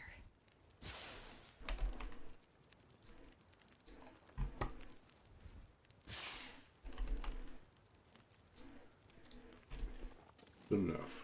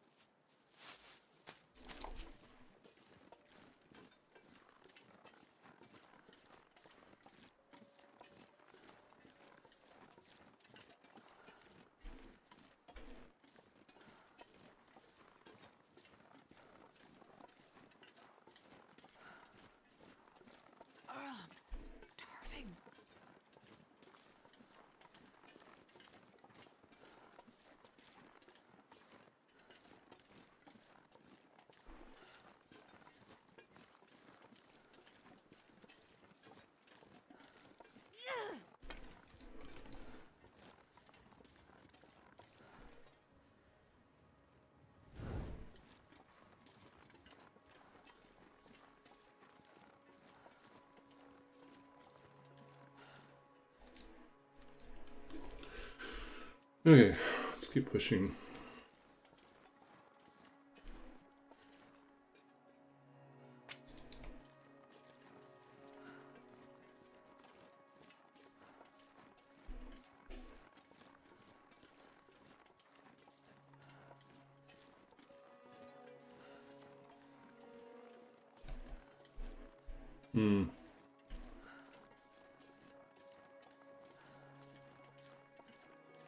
Stick with the good, safe path and not try to cross too much ice.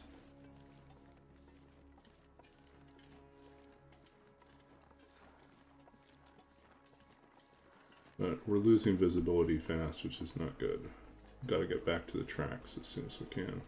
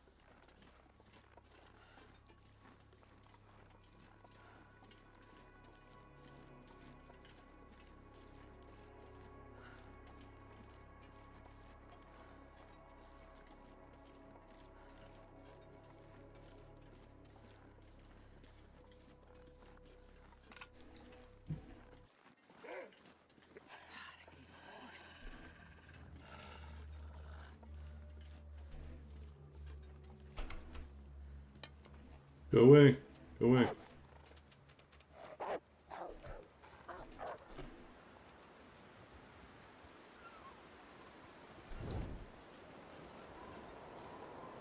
That's not good.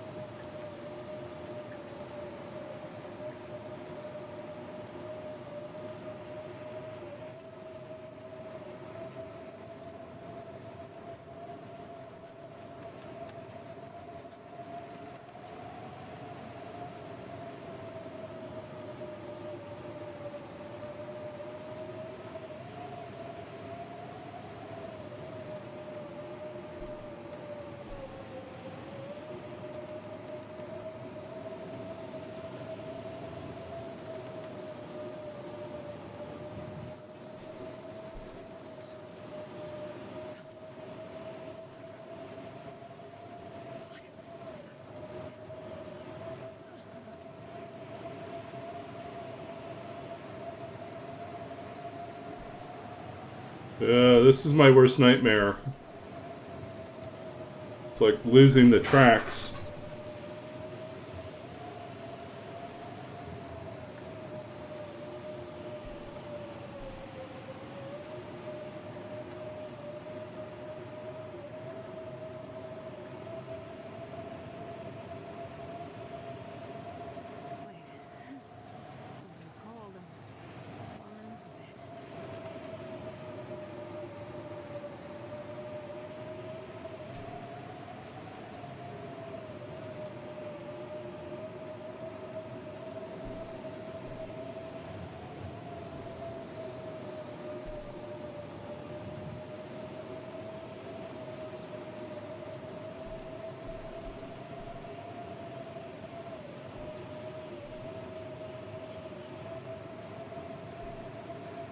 That's not a good sign. We're seeing our own.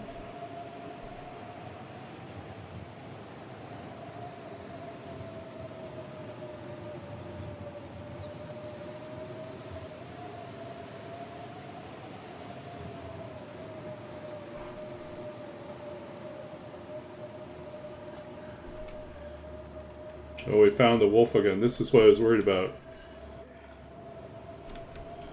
This is the one that we ran into in the middle just before the storm started. I was like, do not want to run into him again, but we came full circle and oh boy. Stomach feels like an empty pit.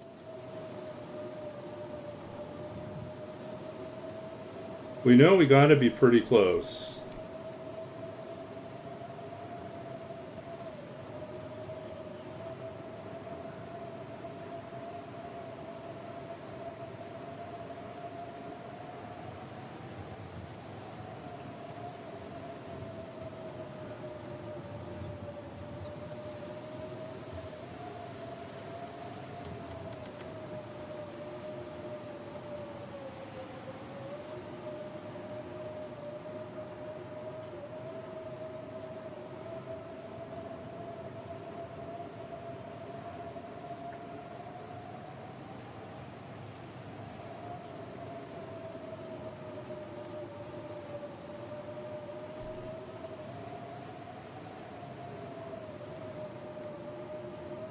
This is pretty bad. We don't know where we are anymore.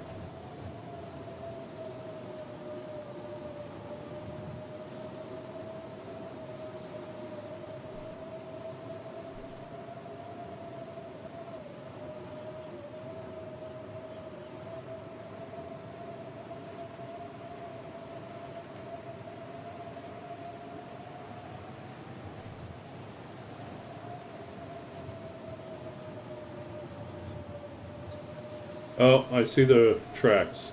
We found the tracks.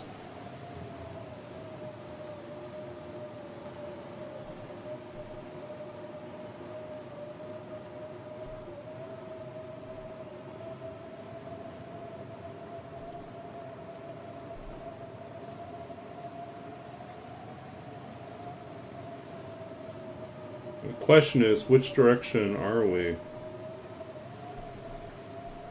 Yeah, I don't think we had crossed the tracks yet, so...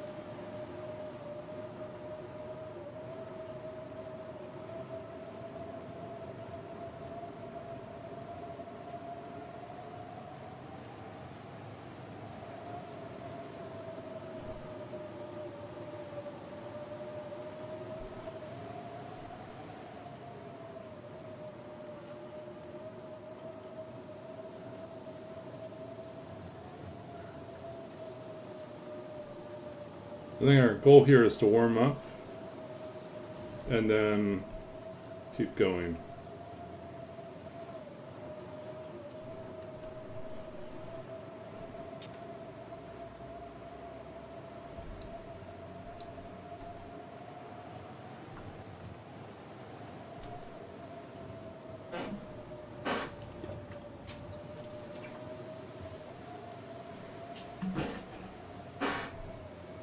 One little fire.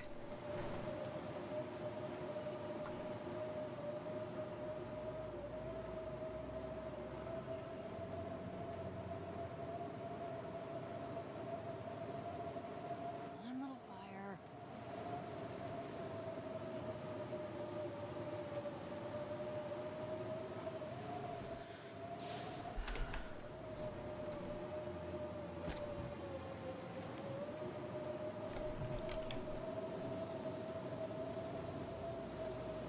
I think we will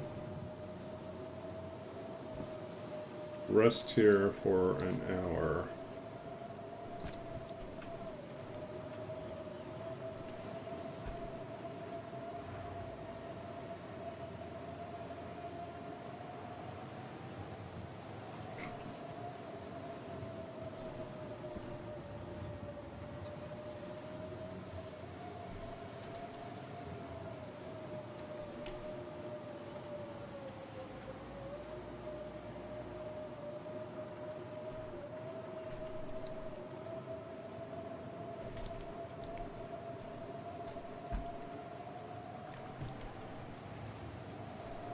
Hey, what we're gonna do here.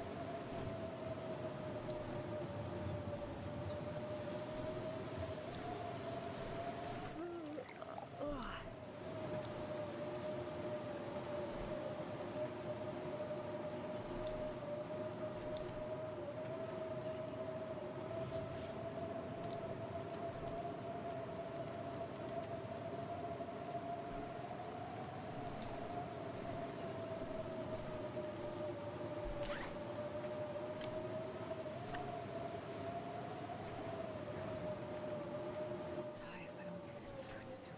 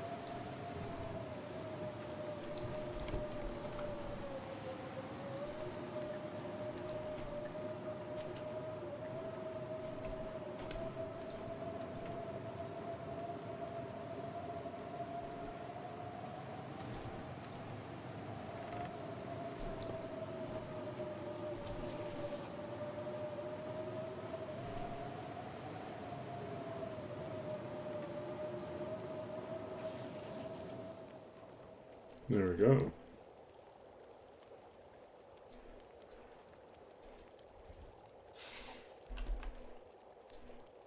I could eat anything.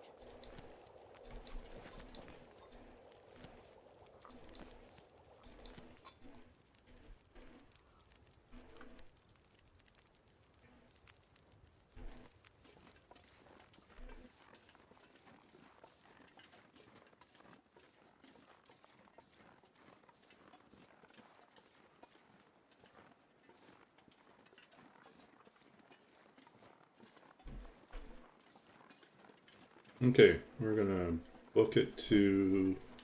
I think we'll just try to go back to camp office, and then we'll wrap up.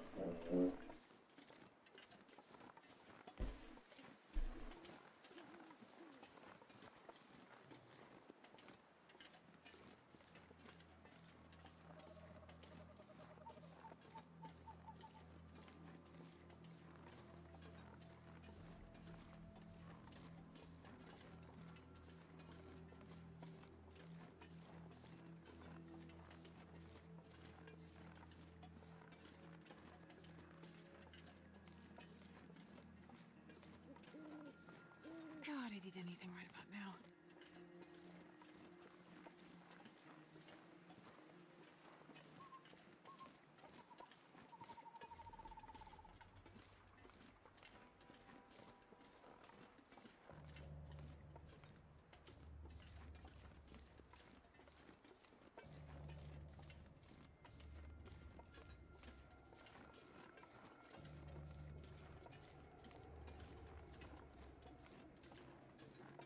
So I think if we push through just a little further, be out of the bear range.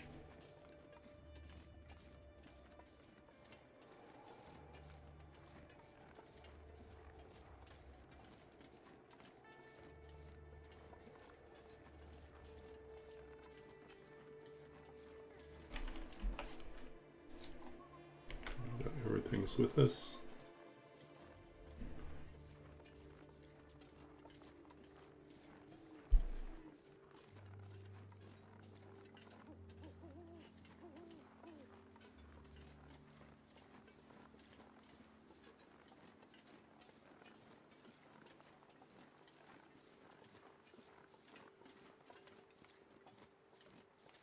Okay, we're almost to the exit.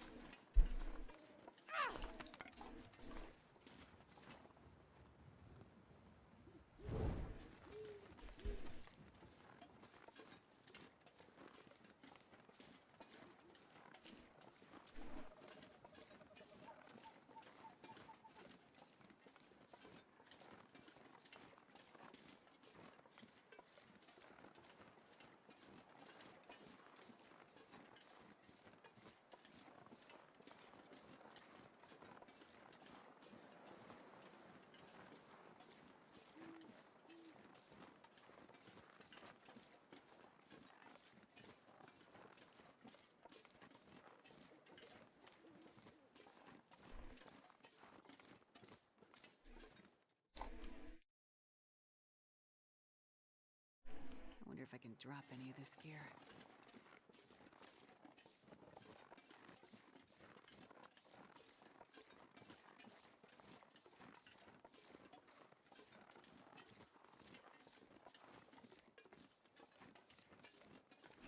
You know, just stick with the path, follow the tracks, we should be okay.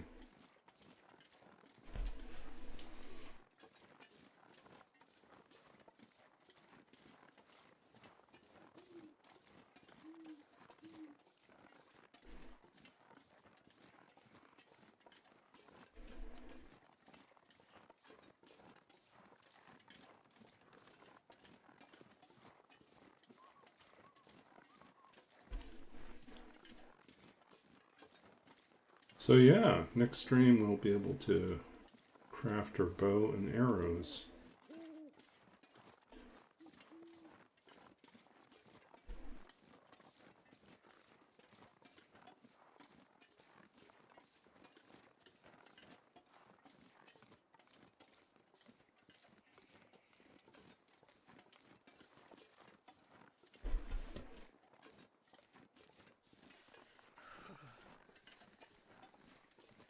I haven't yet decided if I'm taking tomorrow night off or if I will be streaming.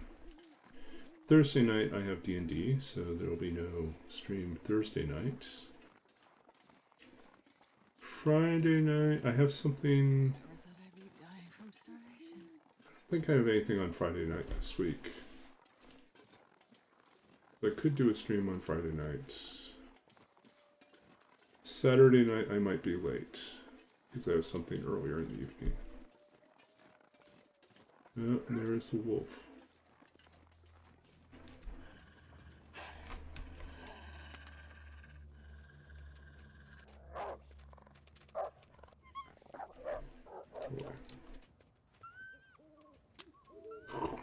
Waste.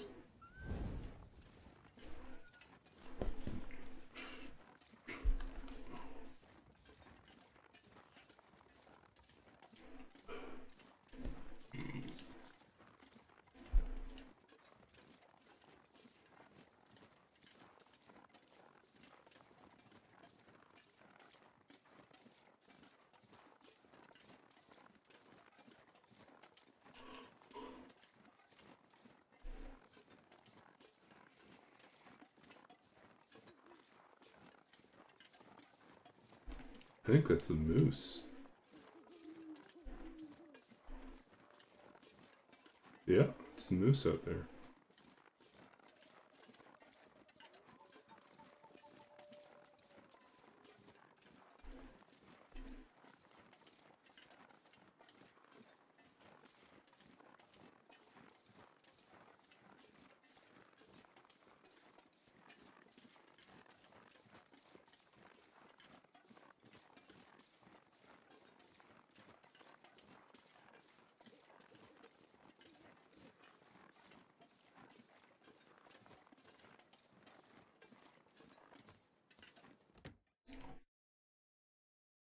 Okay, This let's pack is getting kind of heavy.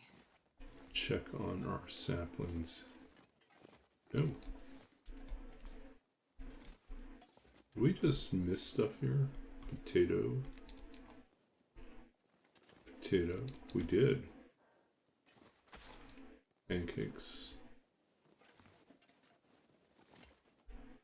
Wow.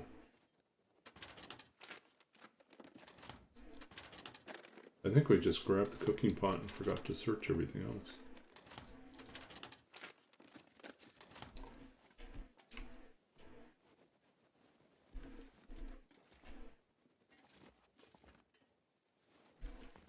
Yeah. Oh well.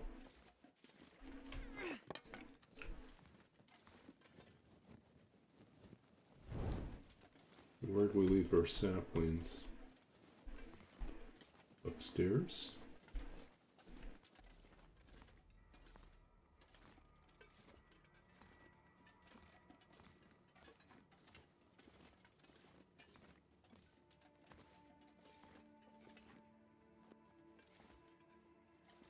Oh, I thought we had saplings here. I guess not.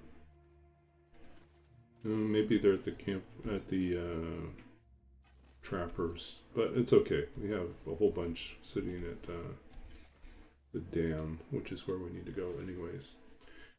Okay, so let's see how we're doing water-wise. We should probably boil some more water.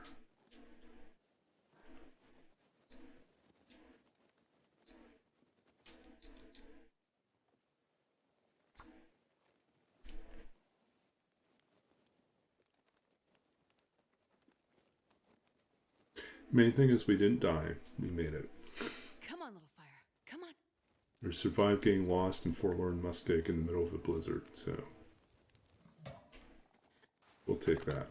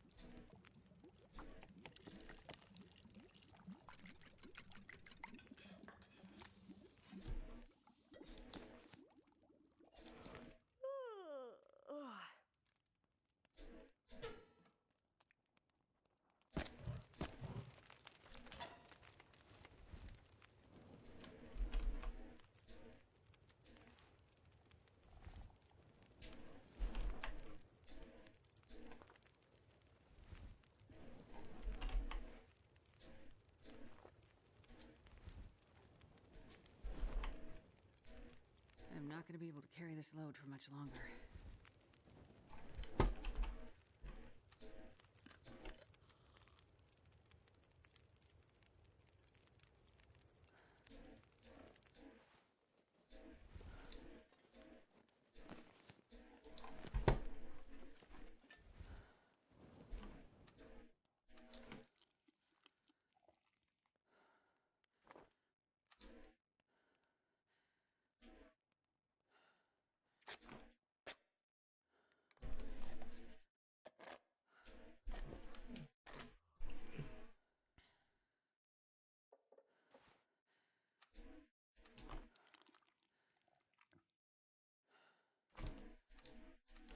Okay, at this point we can go for well fed, so.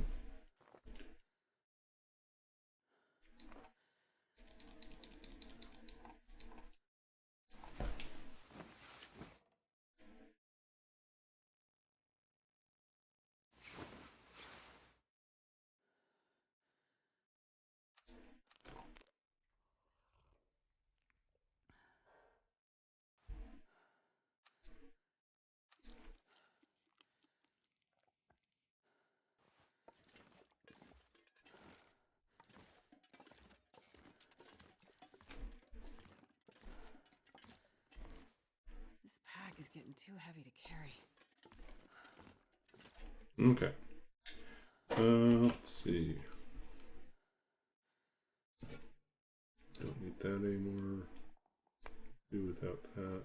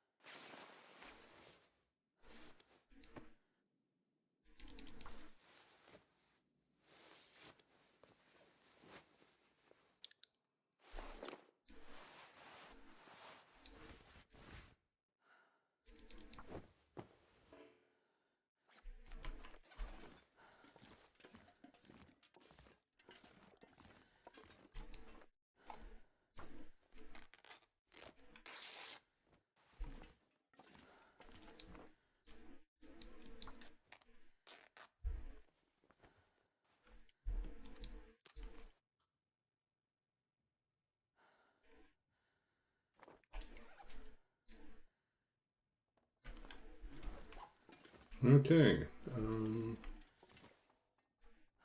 Yeah, let's just save here. Barely walk with this much gear.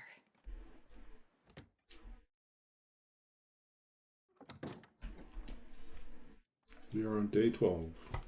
Time to go forage next time.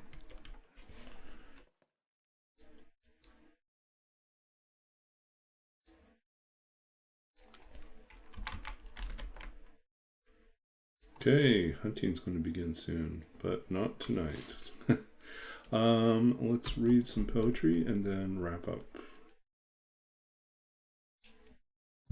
Okay, poem by someone else. We did something from Grace Saito last time.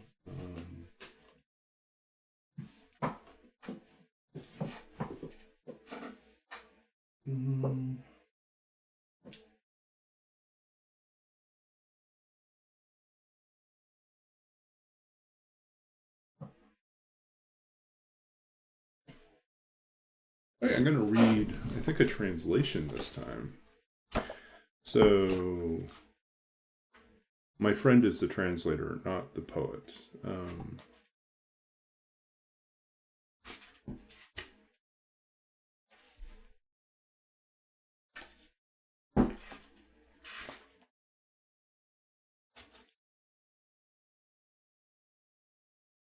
see what would be good.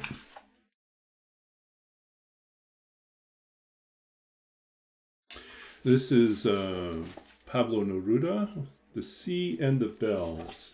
This is like a late collection of poetry by Pablo Neruda, very famous Chilean poet. And my friend Bill or William O'Daly is the translator. And so this is, I will not read the Spanish because I can't read Spanish. So I can probably muddle my way through it, but I will spare you that. This is the translation. Returning is the name of the poem. So many profiles of death line my face that I cannot die. I'm not capable of it. They look for me and can't find me, and I leave with what is mine, with my poor destiny on horseback, lost in solitary pastures far south in South America. A fiery wind blows in. The trees are bent down from the day of their birth. They must kiss the earth, that smooth plain. It comes later, the snow of 1,000 swords that never lets up. I have returned from where I will go. On Friday, tomorrow, I came back with each of my bells, and I stood waiting, searching for the meadow, kissing bitter earth like a bent-over shrub, because it is our duty to obey winter, to let the wind grow within you as well, until the snow falls, until this day and every day are one. The wind and the past, the cold falls. Finally, we are alone, and finally we will be silent. Gracias. And that was William O'Daly's translation of Pablo Neruda's poem, Returning, as it appears in The Sea and the Bells, published by Copper Canyon Press. Yeah. It was kind of interesting. I did not know the translator initially. And it was only by happenstance that I discovered that he had been reading my first book of poetry. And when he was being interviewed on the radio or on a podcast about which poets he was reading that he would recommend, he had mentioned my book. And then a couple months later, I was part of a reading event in Los Angeles, and he happens to live in LA. And so he was in the audience and he told me about it. It was just wild because, I mean, here he is, a really incredible translator, very experienced translator, and a poet in his own right. And I was young in terms of that was my first book of poetry. But it was very, moved and flattered by the fact that someone who wasn't in my immediate circle was reading my work and liked it enough to comment and recommend it to others. So that was really kind of cool. Okay. And I guess it would be only fitting then to respond, to read a poem from my first book, from The Lost Country of Sight, which is entitled After Neruda, which is basically inspired by, if you spent a lot of time reading Pablo Neruda's poetry, there's this effect that happens, which is afterwards you just, the sound of his voice, the way that he brings so many natural elements, and the rhythm of his poetry is really, really captivating and hard to shake.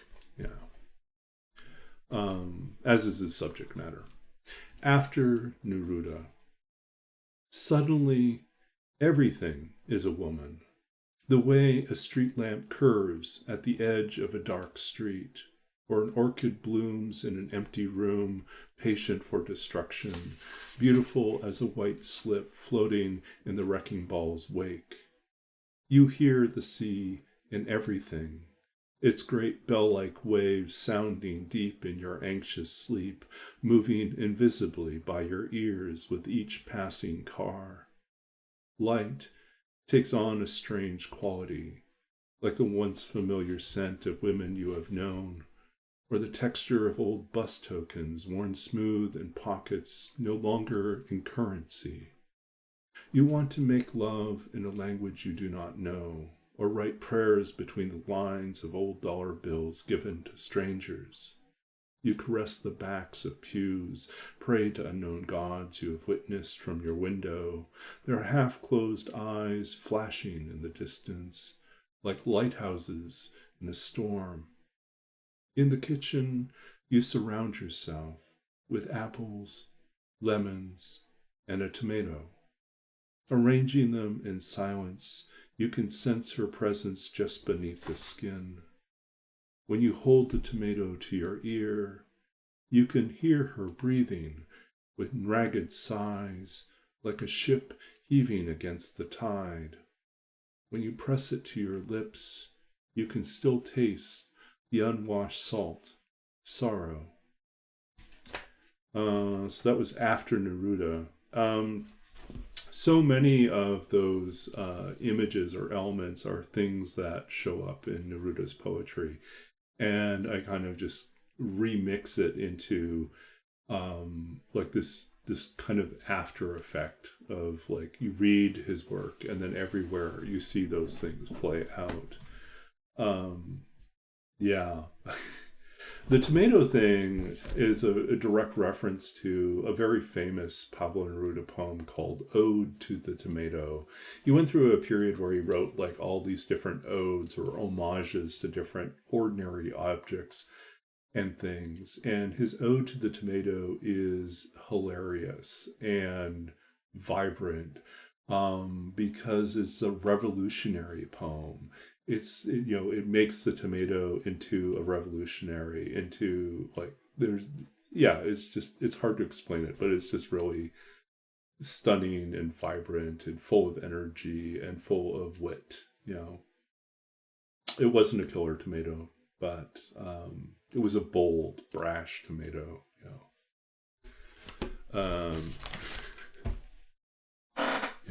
Anyways, so that's us for tonight. Let's figure out who we can go raid, and then we'll be back again, I think, tomorrow night as well. So let's see who we have available.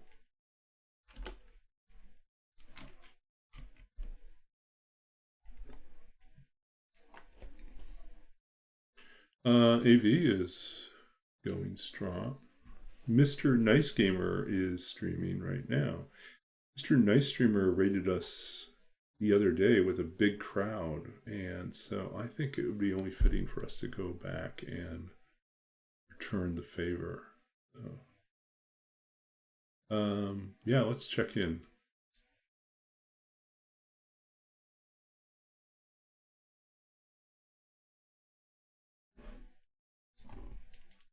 Okay, so let's get this raid going. Mr. Nice Gamer 88. Oh, well, we can't raid. Okay, so we will find someone else to raid. Guess we're going to AV instead. Let's go visit Acidic Virus.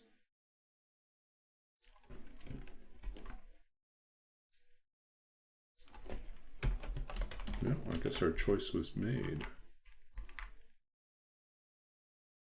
Yeah, well, that's fine. I mean, I'm wrapping up now. Okay, thank you all for hanging out. We'll be back again tomorrow night, and take care until then. See you on the other side of the raid.